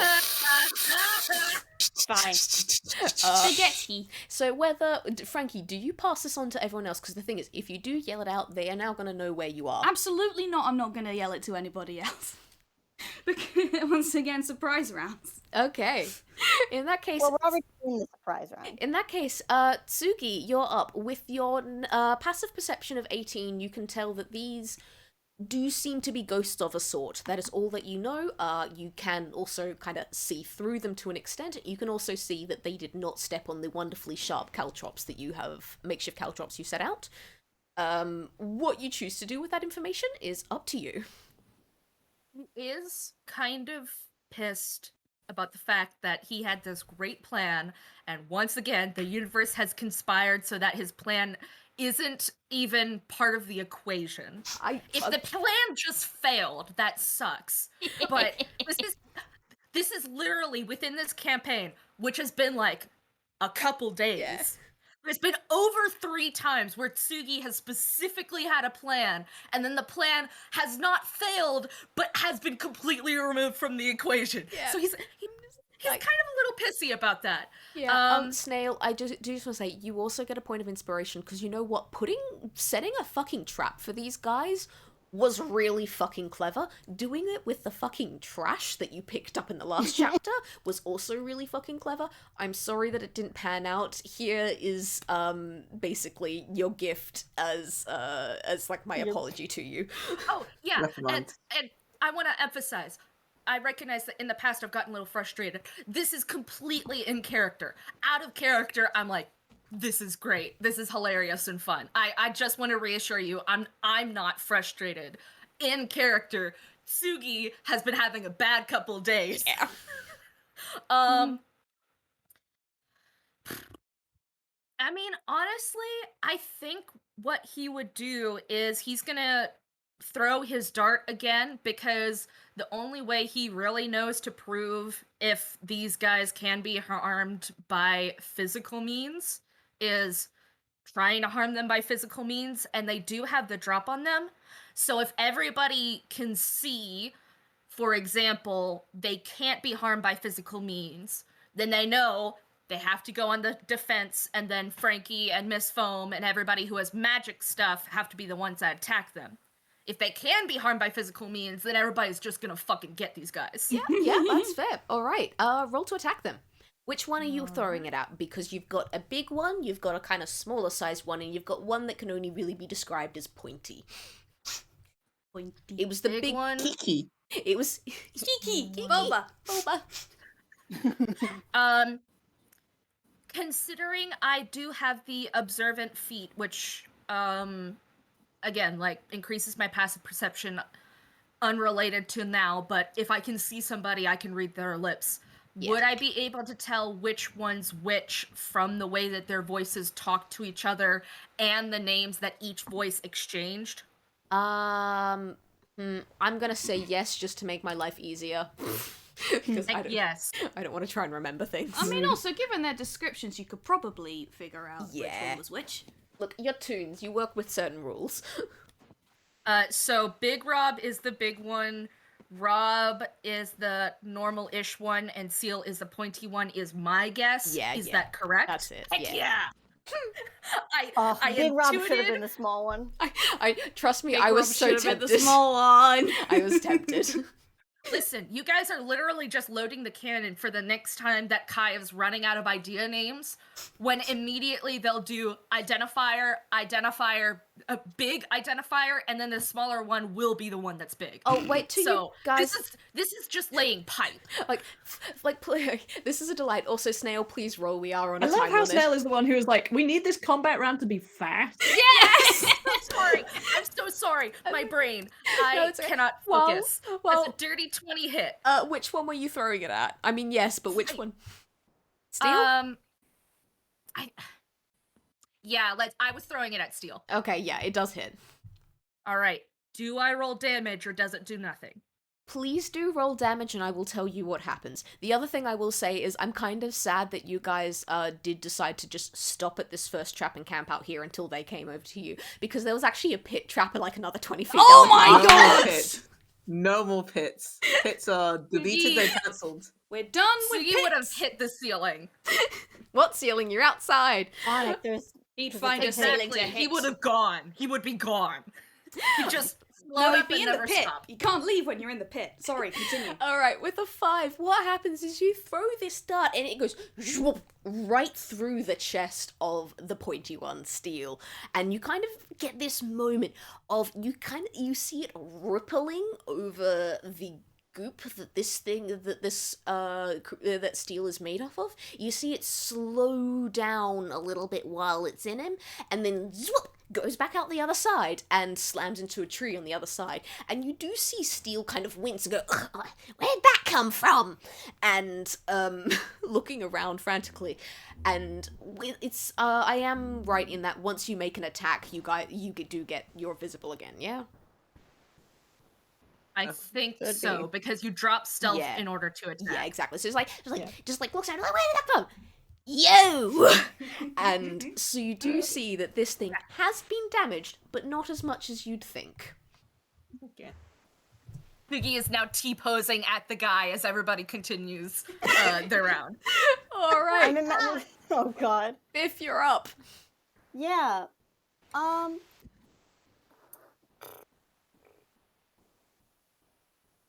Here's what I'm gonna do. I think Biff is going to like reveal herself. Did we ever say where she was hiding? No. Please tell me. Mm-mm. No. I'm like, what's Was she like a boulder? Did she just kind of like go grey? she curl up? Yeah. I don't know. I'm imagining her like rising out of a pile of leaves, like she's rising out of a grave. Excellent. Or like she's like a Biff. No, I was like gonna say you cut out that's like coming up in like a shooting gallery. You know what I mean? Mm-hmm, yeah. I'm just thinking you pull the mattress back out, put that down, and open up the doors again. I really thought about it, but then someone said something that I was like, oh, okay, I won't use that gag. No, that's fair. Okay. No, I think she's like just covered in leaves, and she just comes up like with the hinge like at her feet and stands. Oh God, what is it? Does she say something or does she? I think she just growls at them. And she's going to use her conquering presence. So can each of them? Are they within 30 feet of her? I guess. Yes, they are. They're reasonably. I'd say Can 15. each of them? Yeah. Can Yeah. each of them make a wisdom saving throw? Oh yeah, DC they're 13. fucking astounding at that. We've got 3 plus zeros here. At least that makes my life easy. 20. All right, I'm gonna say it's Rob, Big Rob, Steele in that order. Okay, so Rob got a 20. Rob's okay. Big Rob got a 10, and then Steele Not got that too. So Also does not make it. Let me find the actual. Steele All got right. stabbed and growled at. Even if he's meant to be the one in charge, he's not having a good day. So yeah, this is her action. They failed. The ones who failed become frightened of Biff for 1 minute. Oh dear. The frightened creature can repeat the saving throw at the end of each of its turn, ending the effect on itself on a success. I believe frightened is you can't move toward. Yeah, can't move towards, and that's base. I think they There have are disadvantage on some- direct attacks against you as well. Yeah, there are some frightened type effects that are like they have to run away, but I don't think that's this. Yeah. Where did Okay. that go? Actions in combat. Any Disadvantage bonus on actions? ability checks and attack rolls while the source of your fear is within your line of sight, and you Yeah. can't willingly move closer. So that's attacks on anybody. Yeah, fair enough. Okay. Was there any bonus actions or anything you can do? Nice. Just for good measure, I'm gonna have her do a bonus action and cast Thunderous Smite. Nice. Preparing. So I What? think as part of that, can she take out her big like lead pipe? Yes. And she like kind of like hits it on the ground, and it does the thing where like it like when cartoons do the wibbly wobbly, like it like vibrates in that way, and it doesn't stop doing that. And she's casting Thunderous Smite. Do I? I don't have to. I do have to. No, roll no, it's a something? concentration up to 1 minute. It relies on her hitting. All right, brilliant. I love this. She's terrifying, astounding. Bertie, you're up. Great, cool. You've said they're floating in midair. Are they like way up, or like can I reach them with No, a melee they weapon? they are at the heights that they would be if they were standing on the ground. They just their Cool. legs. They don't have legs. They just have little ghosty tails. Okay. In that case, I'm going to. Why do you keep using the wrong shortcut? Sorry, I was using a different computer with a different keyboard, so I keep typing the wrong thing. No, it's okay. Right. Okay. This lily sort of suddenly becomes a hare as it leaps towards. I'm going to go for Steele and draws its rapier and is going to try and run him through, sort of whilst leaping across and over this damn trap that they played that Yeah, no, they 'cause- can't stand on. Yeah, no. Because the thing is, if you are, because the ghost stopped in the middle of this trap is the thing. Mm. Did they I even know. notice it? No. So do I have to do anything special to do that? Give me a dex saving throw to see if you can manage to land in a spot that isn't spiked. Dex throw to ballerina through it. That's oh, a crit baby, fail. that's a nat one. Wow. Okay, in No, that case, crit fails. I'm sorry, you're taking Well, 2d4 I'm gonna- damage. Oh, fine. leap and no That's luck. fine. 6. Okay. Didn't Ooh. look before he leapt. Nope, that's Crunchy. very in character. I did it again. I keep using the wrong path. This is ridiculous. Anyway, yeah. okay. You so, can- ow. Yeah, you can still attack, you kind of just got stabbed in the foot. Honestly, I'd rather be stabbed in the foot and hit. So I really hope that this hits, because otherwise this will suck. Okay, so he says, "How about you?" Ow! And leaps whilst sort of screaming at Steele. Might give him the extra reach he needs. Let's find out. That's an 18. At 18 hits. Cool. And because it's a Steele. stealth round, do I get my being a rogue? I get a sneak attack bonus. Yeah, I think wasn't the you do you have like the extra d6 to it, don't you? 3d6. Excellent. Yeah, you Yep. have that. 5. God, what level Okay. is this guy? He's Level level 5? 5. Yeah. Great, I love him. Yeah. Okay, so yow! Like goofy scream time, but Yeah, at yeah. the same time, he's gonna run this guy through. The 18. Okay. Gatus. This, I think what happens is, as technically you stab this guy, as you're whipping around, your rapier kind of whips up, and you knock Steel's head off for a moment, and Steel's just like, what? He grabs it, back down as the weird little ghosty form kind of stickers on. She's like, what'd you do that for? Again, you don't feel like you've done quite as much damage as you realistically should have, but you definitely saw that you did some damage. 18. That's fine. As a bonus action, because I am a rogue, I would like to hide because I am a rogue. So he Not sort of disengage. not disengage, because if I make a melee attack, they cannot take any opportunity attacks against me. Wow. Just so you're just hiding in plain sight, and I love this. I mean, if you do Yeah. okay on the hide. Well, I mean, I will use my movement to get off the pit because, ow. I think I'd rather move, actually, if that's okay. Like, just jump off it. Yeah, you Like, can use my movement to Yeah, we'll jump. say, like, you did 15 feet moving forward to stab him, 15 feet moving back off the giant trap. Yeah, I basically jumped, like, into the middle and just kept going, and then let's see if I disappear again. I think I did. Yep. You don't know where he went! Nope, he's just gone. It's just fucking vanish. Became part of the leaves, man. Yeah, you got, like, everyone's just, like, the bandits are kind of just looking around going, what's going on? This is meant to be our job. What the, sort of noises from one of them. Oh, that's Big Rob, right? Yeah, pretty much. Big Rob's not having a good day. Miss Foam, you're up. Oh, so who's the one who didn't get scared? Was that Rob? Yep, that was normal Rob, yeah. Normal Robert, I would like you to make a wisdom saving throw as a little vine sort of twirls around the tree and sort of pokes them at the back of the neck as she tries to cast Hold Person. Oh dear. That's a 13. Oh fuck, meets it, beats it! Yes! You motherfucker! Rob is the only one having an okay time right now. Yeah. Kind of just goes through the neck and then the vine just wraps back around. Well, I mean, I was gonna say, well, realistically, I'm wondering if he would have had advantage against that anyway, considering it's only semi-corporeal, but, anyway.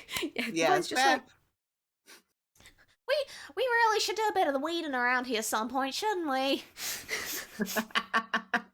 Though I will say Miss Foam was trying to be quote unquote stealthy about it. She hasn't moved from her spot. She is just keeping an eye of where everybody is. Does it have a verbal component? It does have a verbal component, I believe. I reckon you Yes. roll stealth to whisper. Okay. And also part of trace is gone because that was concentration. Whole person's concentration cancels out. What is your stealth, darling? Stat. So you'll no longer get the +10 bonus to any stealth rolls. Yeah. Yep. You whisper, you are still hidden. Do not worry. Alright, that's it. Don't get killed. So you could also just try and say like you're not hidden, but you have cover. Yeah, true. She's Is there still in the a way to do that? foliage. Yeah. And now we're back to the top of initiative, and now that the surprise round is over, Rob is looking. I love that Rob does at the beginning because this works really well with everything that's happened. He's just kind of looking at his two buddies and just going like, "Oh, I don't really ask for this. What did it really mean? Why are you even doing this? We're just here. We're not trying to do anything." And he's going to pull out a ghostly crossbow from off his back and he's just kind of aiming at you guys. And I think, Biff, you are the scariest one so far, even if, short Rob isn't, like regular Rob, just Rob, isn't scared of you. He is still gonna try and shoot at you. Oh yeah, I would. +3, 5. It doesn't hit. Doesn't hit. It's just kind of like waving around. Everything's going on, and then actually twing, and the arrow goes twing, twing, twing, and then vanishes off into threes. And you're like, well, it didn't work. Did we want to be sticking around here? And next up is Big Rob, who's just like, I don't want to be here anymore. And Big Rob, I think, is going to take a swing at wait, no, he can't even go forward. And Biff, you're not next to them, are you? You didn't take any movement forwards. Yeah, I think Big Rob's having a bad time. Big Rob's having a bad day. He's just like, I don't want to be here anymore. This is like, we're supposed to get themselves, and then we get this, and now we just like, And I think Big Robbie's not going to necessarily run away, but he's just going to slowly sink into the ground and kind of just vanish a little bit. You can hear him still going, like from under the ground. Wait, He okay. is allowed to make another wisdom saving throw All right, that's true. at the end of his turn. But also, Kai, very important. Does he also take ground damage because of my trap? Oh shit, yeah, he would. He squishes into the ground. It just bounces off all the ground comes again. back And he's like, around. ah! Thing is, I think he kind of just like sinks down, and I think he's gonna take damage as these pass through him. So he's only gonna be taking a little bit though. Okay, that's okay. I literally will take the 2 points of damage. It's more about the emotional thing. Yeah. Was that 17 for the whiz save? Yes, it was. All right, he's no longer frightened. He's no longer scared, but he's still having a bad day. He's still I having mean, a yeah, bad he's day. probably not great. He's no longer mechanically frightened. So he's gonna kind of sink down, and now you've just got Rob standing there going like, what the fuck's going on? You've got Steel standing there going, like, glaring at you guys going, my day was already bad. I'm about to make it even worse for you, sort of look. And Frankie, it's back to you. Yeah, cool. I would like to cast. Let me see. Yeah, cool. I don't have to hold concentration for this. I want to cast blindness on who was it who was looking the most angry? Was that Steel? Steel. I would like to cast that on. He's also the most hurt. Yeah. Who's gonna bully the hell what out do of I him. have to roll? Or me is it have you a making a look. spellcasting roll? Make a Constitution saving throw. Yes, one moment. I don't. It's just oh no, +2 for Steel. bad. That's an 18. What's Damn. mine? Yours is It's- only a 12. Boo! Yeah, Steel just kind of looks at you. He's like, see you trying, Missy. Ain't working. And then looks back at Biff, who is fucking terrifying. Yeah. Yeah. He's still scared. Frankie, did you want to do or say? Do you have any bonus actions or anything you Oh, want to good say? question. Hey, you can say that the fight will be over if you just give back the cart. I can't say this because Tsugi's fucking pissed, but you can. Use my logic. No, don't worry. That was already on my mind. I was just gonna double check. I don't think I have anything. Do I? No. Okay. No, I don't have anything useful. Would she say anything though? Oh, I've given up hiding now, right? Yeah. Oh yeah, it says something along the lines of it's like you've what was it they stole again? the The cart. cart full of gun. No, cartridges. no, the gun cotton. I knew. It's not that I forgot what they. No. Are you okay? Yeah, I'm just I'm on the edge of being quite tired. She is going to say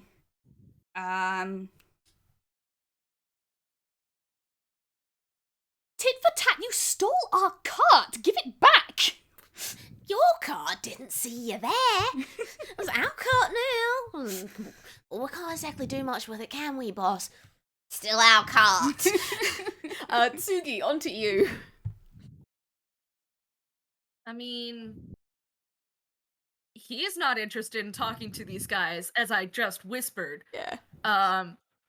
He doesn't have anything special for doing stuff. He's just gonna throw another dart. And Steel is the one that's still fighting, so Is he a monk? yes. I think monks. Hang on. Do your stuff. Let me Yeah. look at Um, this really quick. Just so you know, I know that he has unarmed strike. This is a ranged attack, so I'm choosing not to use it so that I don't step on the spikes. Mm-hmm. All right. So he's just gonna Yep. that's a dirty no, that's That's a a nat that's a 20. natural 20. Oh, That yeah. hits. That the crit hits. So that'll be D4 plus 3 times 2. I 2d4 plus 3. Right. 2d4 plus 3 So that's 8 points of damage, which probably goes to 4, but whatever. Sadly, yes. But yeah, so like Steel is just like, would you stop it? We're trying to do something here. Well, why don't you tell me what you're trying to do? Because talking is a free action. It's like, oh yeah, boss, what are we trying to do? It's just, well, South Camp, isn't it? Oh, well, yeah, South Camp. Well, they came into it, so they're intruders. Oh, so what was this like? Rob, we've talked about this. If they're intruders, we've got to get rid of them. Oh, also you, Big Rob, out! Yeah, stop sulking! And you see them, just like, oh, you're useless, the pair of you. And, Biff, on to you. Okay, well, can't say they didn't try to talk him out of it. We sure did. I mean, you didn't do a very Are good you gonna try, to kill be him? honest. But yeah, Biff, what do you want to do?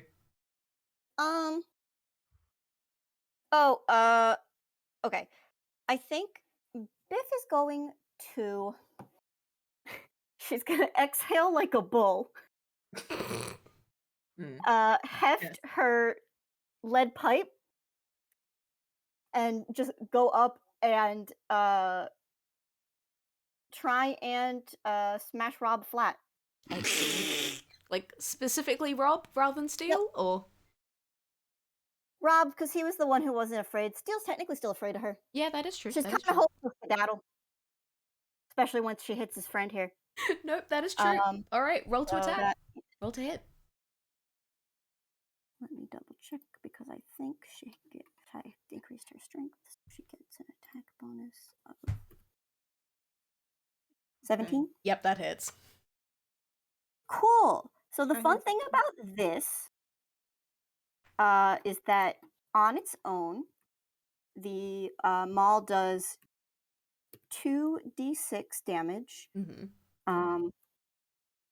plus 4 for her strength modifier. So that's normal damage, 9.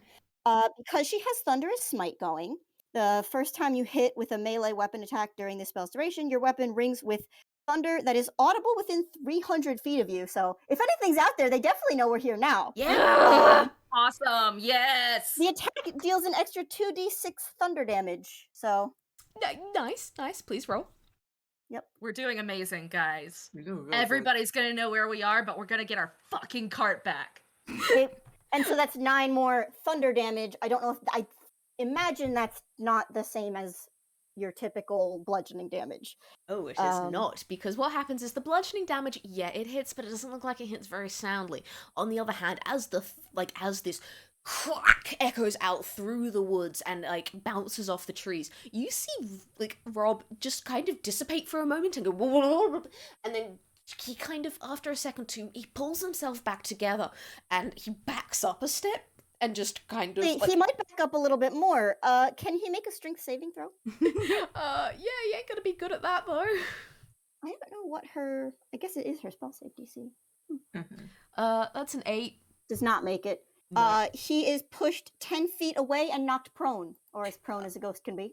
Yeah, I think what happens is that, like, yeah, as he dissipates, and when he kind of pulls himself back together, he's several feet, 10 feet away, and just kind of half on his side, and just like fucking, what was that? like That smoke one on the felt- breeze. Ooh, that is And her don't like that. lead pipe stops like resonating.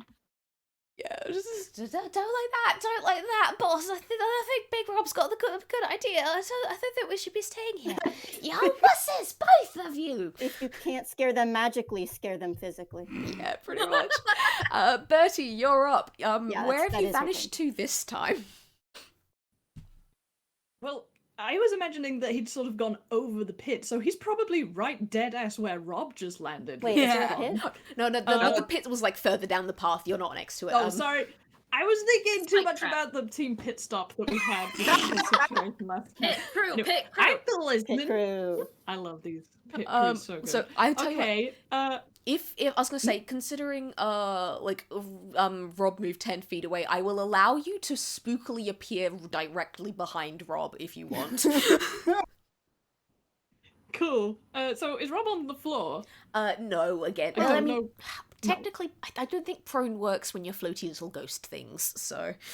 Up to you. You're the DM. Yeah. Is he well, is he either like way, I'm halfway gonna have stuck into a advantage tree though. stump? Like Yeah. I'm gonna have advantage because I'm already he has to use his hidden, and I'm, movement to like, get out. Yeah. That's super the equivalent close, of so prone. Also, I'm gonna these- roll to hit first. And Also, then see these if guys it have a works. shit armor class. Well, I mean, specifically, Rob and Big Ow. Rob have shit armor classes, so yeah, that hits. Phew, thank goodness, because those were not terrific rolls. This very slender little sapling that you landed next to doesn't appear to be a sapling anymore, and you have a rapier sticking through you. So that's 13. Alright, that's wonderful. Goes down to... Yeah, okay. Rob is still technically, he hasn't gone yet, but before they were giving, like, reasonably strong outlines to them, they still look like they were line art. It was just line art in a different color, and their colors were made slightly translucent.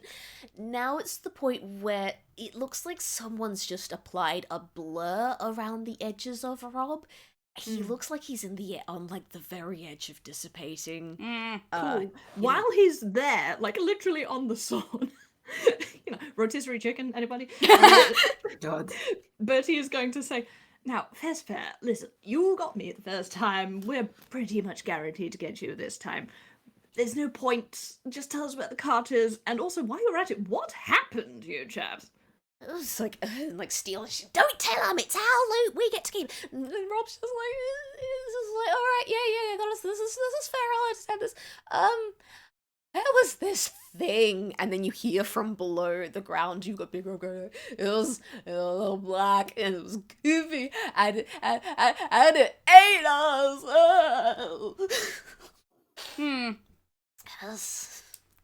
Does anyone else want to say anything? Or are we moving on to Ms. Foam's turn?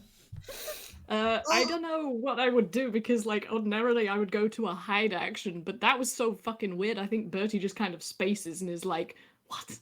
Because he doesn't really know the ins and outs of what's happened. You guys have to tell him. Yeah, like, Bertie, you know that there's a monster on the loose. You don't know the very specifics yet. Cool. He's just gonna be like, okay, that was an unexpected answer. Next turn. Ms. Foam? I don't know if she would move, but she'll speak from her hiding spot, and if you would allow me, be very, I don't know, her voice would be hard to pin, but she's now like, okay. If a monster did consume your forms, why then do you want to remain in this here forest?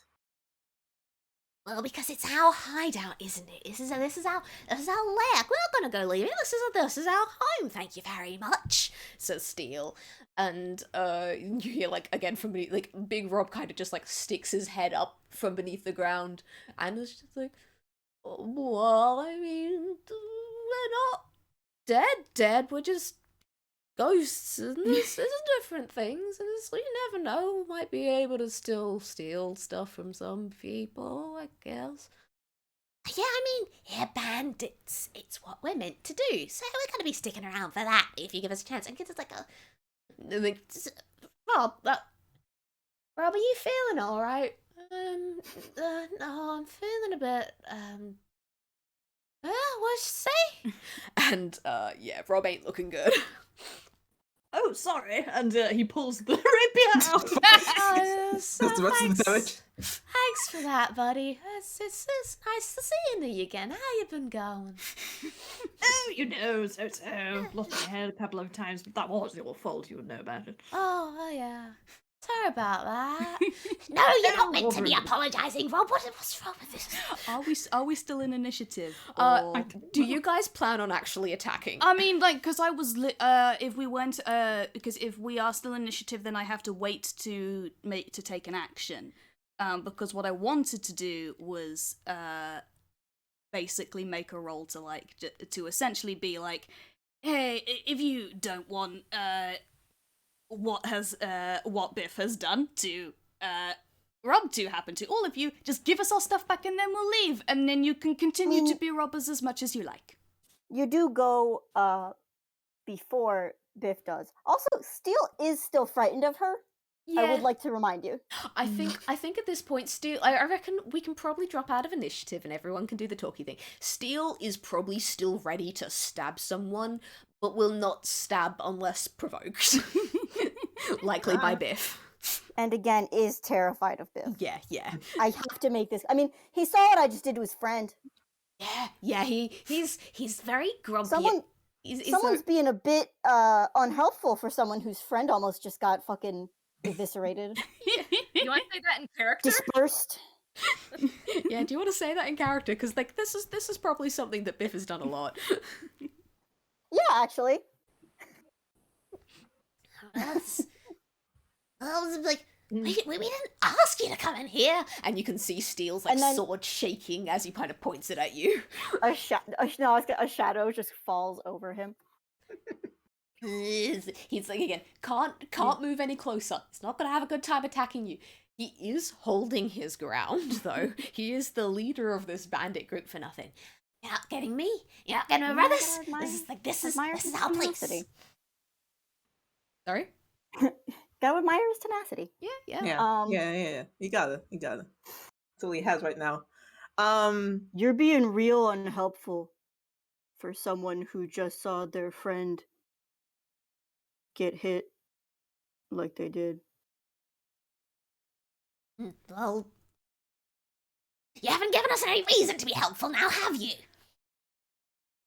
I mean, we did hit like that. Biff points over her shoulder at the guy and picks up her lead pipe and like does the thing where like she like what's the word? Like taps it on her other hand.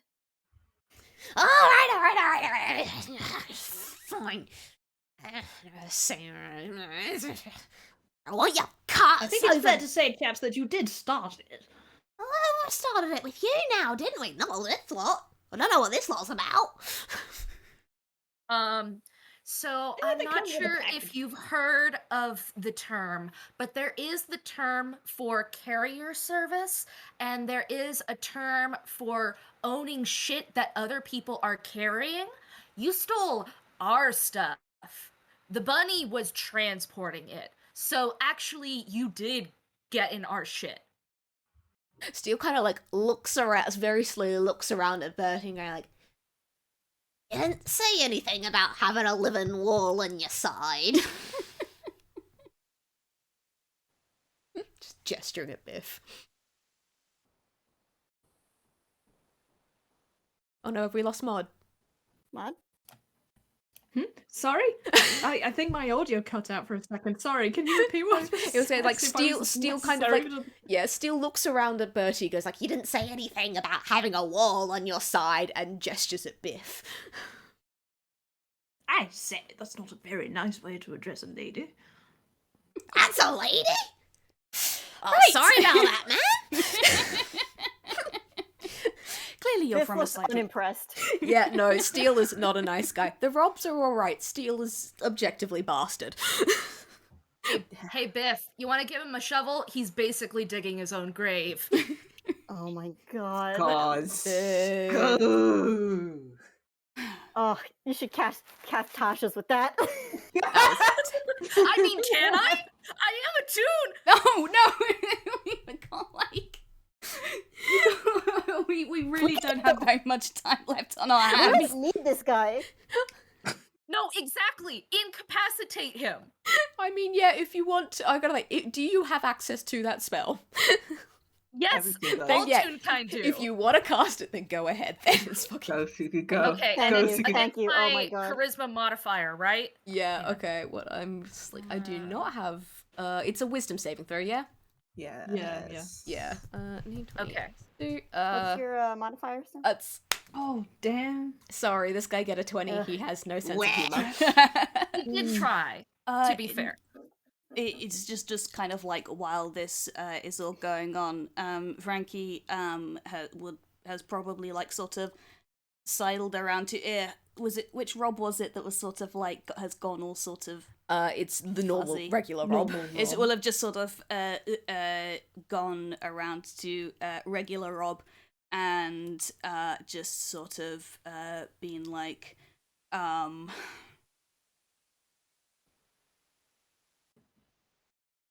Well, you really only have one option here. You can either be helpful to us and not get smashed by our large friend over there, or you can not be helpful to us and get smashed. So, would you be an absolute darling and please just be helpful? Take our cart and our gun cotton, which is of absolutely no use to you anyway. And she's deliberately doing this like quietly, so because these three clearly operate as a unit, and hopefully talking to just one brain cell or half a brain cell will mean that she can just sort of like will this person help me to go and get the stuff? Yeah, like, I think, Rob kind of just goes, oh, yeah, it's over there, mind the traps.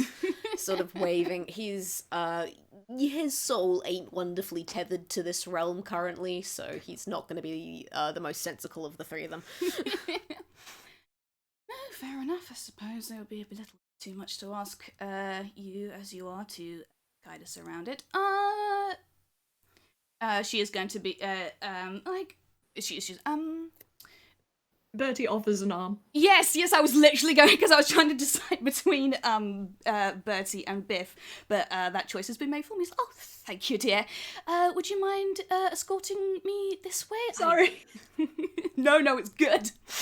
Would you mind terribly escorting me? I really don't enjoy going through these woods on my own, and you are the only one who knows what the place looks like anyway. There we go. Yeah. Words Yeah, broken. certainly, especially if there's a sneaky, goopy ghoul around the place. Yeah, she just kind of like laughs very high pitched, sort of like Wamawake style. Yeah, can you two please give me, perception checks with advantage because you have been warned that there are traps. You do not know what the traps are. I do have a -2, I warn you. Yeah. I mean, could be 6. investigation, but I don't 18. think that's gonna Okay. help you too much here. I mean, I could roll again, but Yeah. I'm not I sure mean, I'll like, do if you better. want, you could get a Yeah, I'll take the 18. I love. -6. Oh, wait, that's a -6. Sorry, that doesn't count. Either way, that would have Goodness. been a 0 with your regular -2. That's okay. Because Bertie got an 18. So yeah, I think Bertie, you are going to have to carefully steer Frankie from steer her around walking directly into these traps. There is the pit trap that I did mention, that I did joke about earlier. That you kind of like, yes, walking around this one. Those leaflets are there, is obviously there to be hiding something. And mind that rope. There's another rope there, and as you look to the side, you see this giant log held off to the side with ropes around it that was obviously ready to swing down into people. It's a good thing you got an escort, Yeah. Frankie. Oh, I do fear He's I'm not pointing these making- things out. I feel like he's pointing these things out with his rapier like it's just kind of an interesting little And if tool. you look to your but also left- while he's doing it, he's kept it out because there was a monster mentioned, and he's like just about picking up on that maybe being a bad thing. Oh, that's probably a good idea.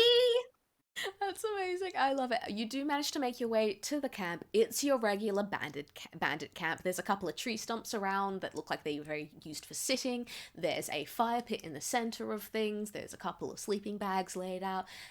Some like food that was originally roasting over the fire but it's now gone out because no one's eating it anymore. And the whole place is just generally trashed, actually, because there's the cart over on the other side, and it's on its side, and the wheel's been taken off, and all its contents seem to just have been strewn about the camp willy-nilly. Nothing seems to be missing. I'll give that to you with your 18 perception. Nothing's missing. It does just very much look like someone went rifling through it and didn't worry about putting anything back. Oh, this is going to take even more time to sort out, and I really wanted us to get out soon. I suppose the only thing to do is just go and try and put the cart up, right? Yeah. Oh, with your little wizard strength? I was gonna Shut say, up. I just want in the background while this is going on, I do just want like Big Rob to have kind of carefully come out of the ground a little bit more. Not fully, he's still kind of half in the ground. It's because he is no longer frightened. He's just like looking up at Biff and just like, you're big. Yes. You're Rob. Shit. That one's Rob. You're pretty. Oh my god. Okay. Question. Biff like just raises an eyebrow, Here we go. says nothing.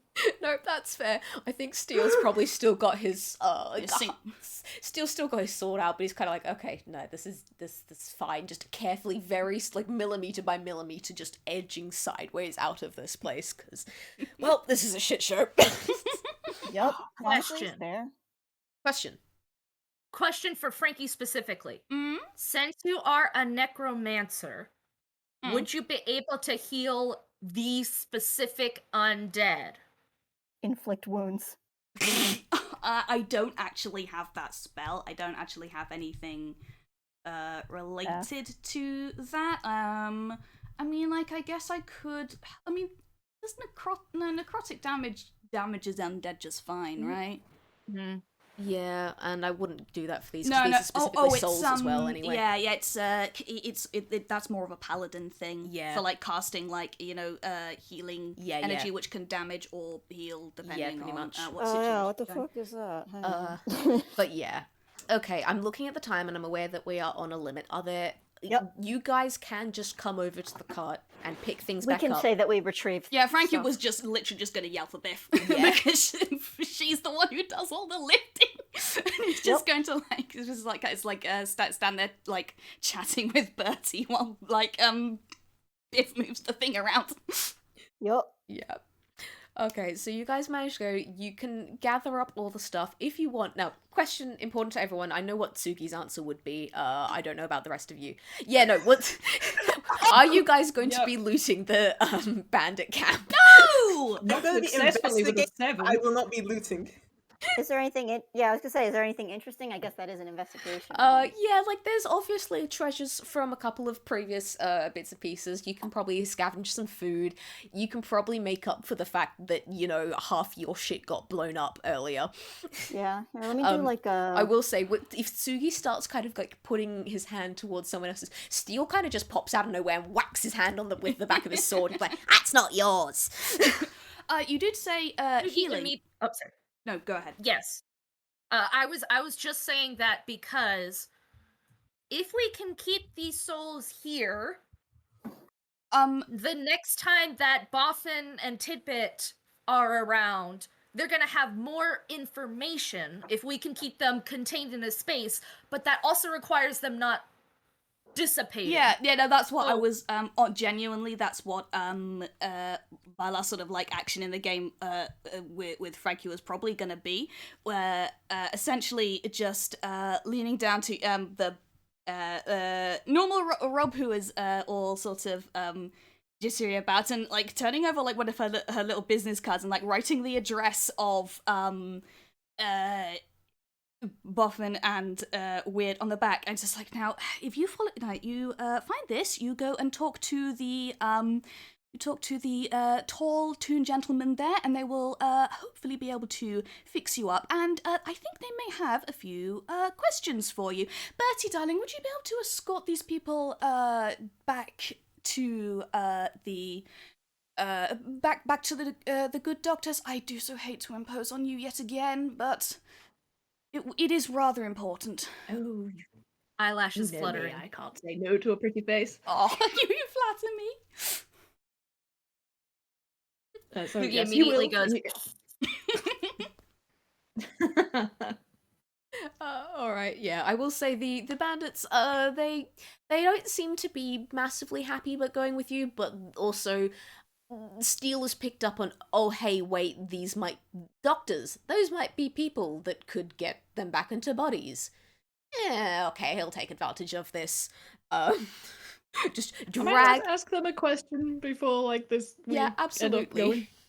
Absolutely. You mentioned you got rather ambushed. The irony is just so wonderful to me. You have to understand. But this monster, like, what happened? Is there, like, if it were going to happen again to us, say, was there anything particularly noticeable about its approach, or?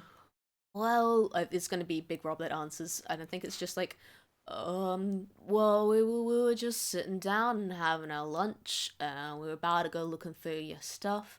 And then we heard weird noise and I look around, didn't see anything. Rob didn't see anything. Steele didn't see anything. And, then then just got very dark. And then there was a lot of noise, and there was a lot of noise, like lots and lots of people speaking, and it was it felt like massive crowd all around you at once. Yes, darling, please take a breath. Do you still breathe? Just calm. And then we were like this. We didn't see anything. Right. Okay. You are extremely unlikely to counter this thing. I hope hopefully it's not still in the vicinity and has gone off elsewhere. You will want to be on the lookout for a large amorphous black creature with a very, very irritating voice, and you will want, if you see it, you will want to run as fast as your legs can carry you. Do not touch it, do not attempt to engage with it, you will want to leave.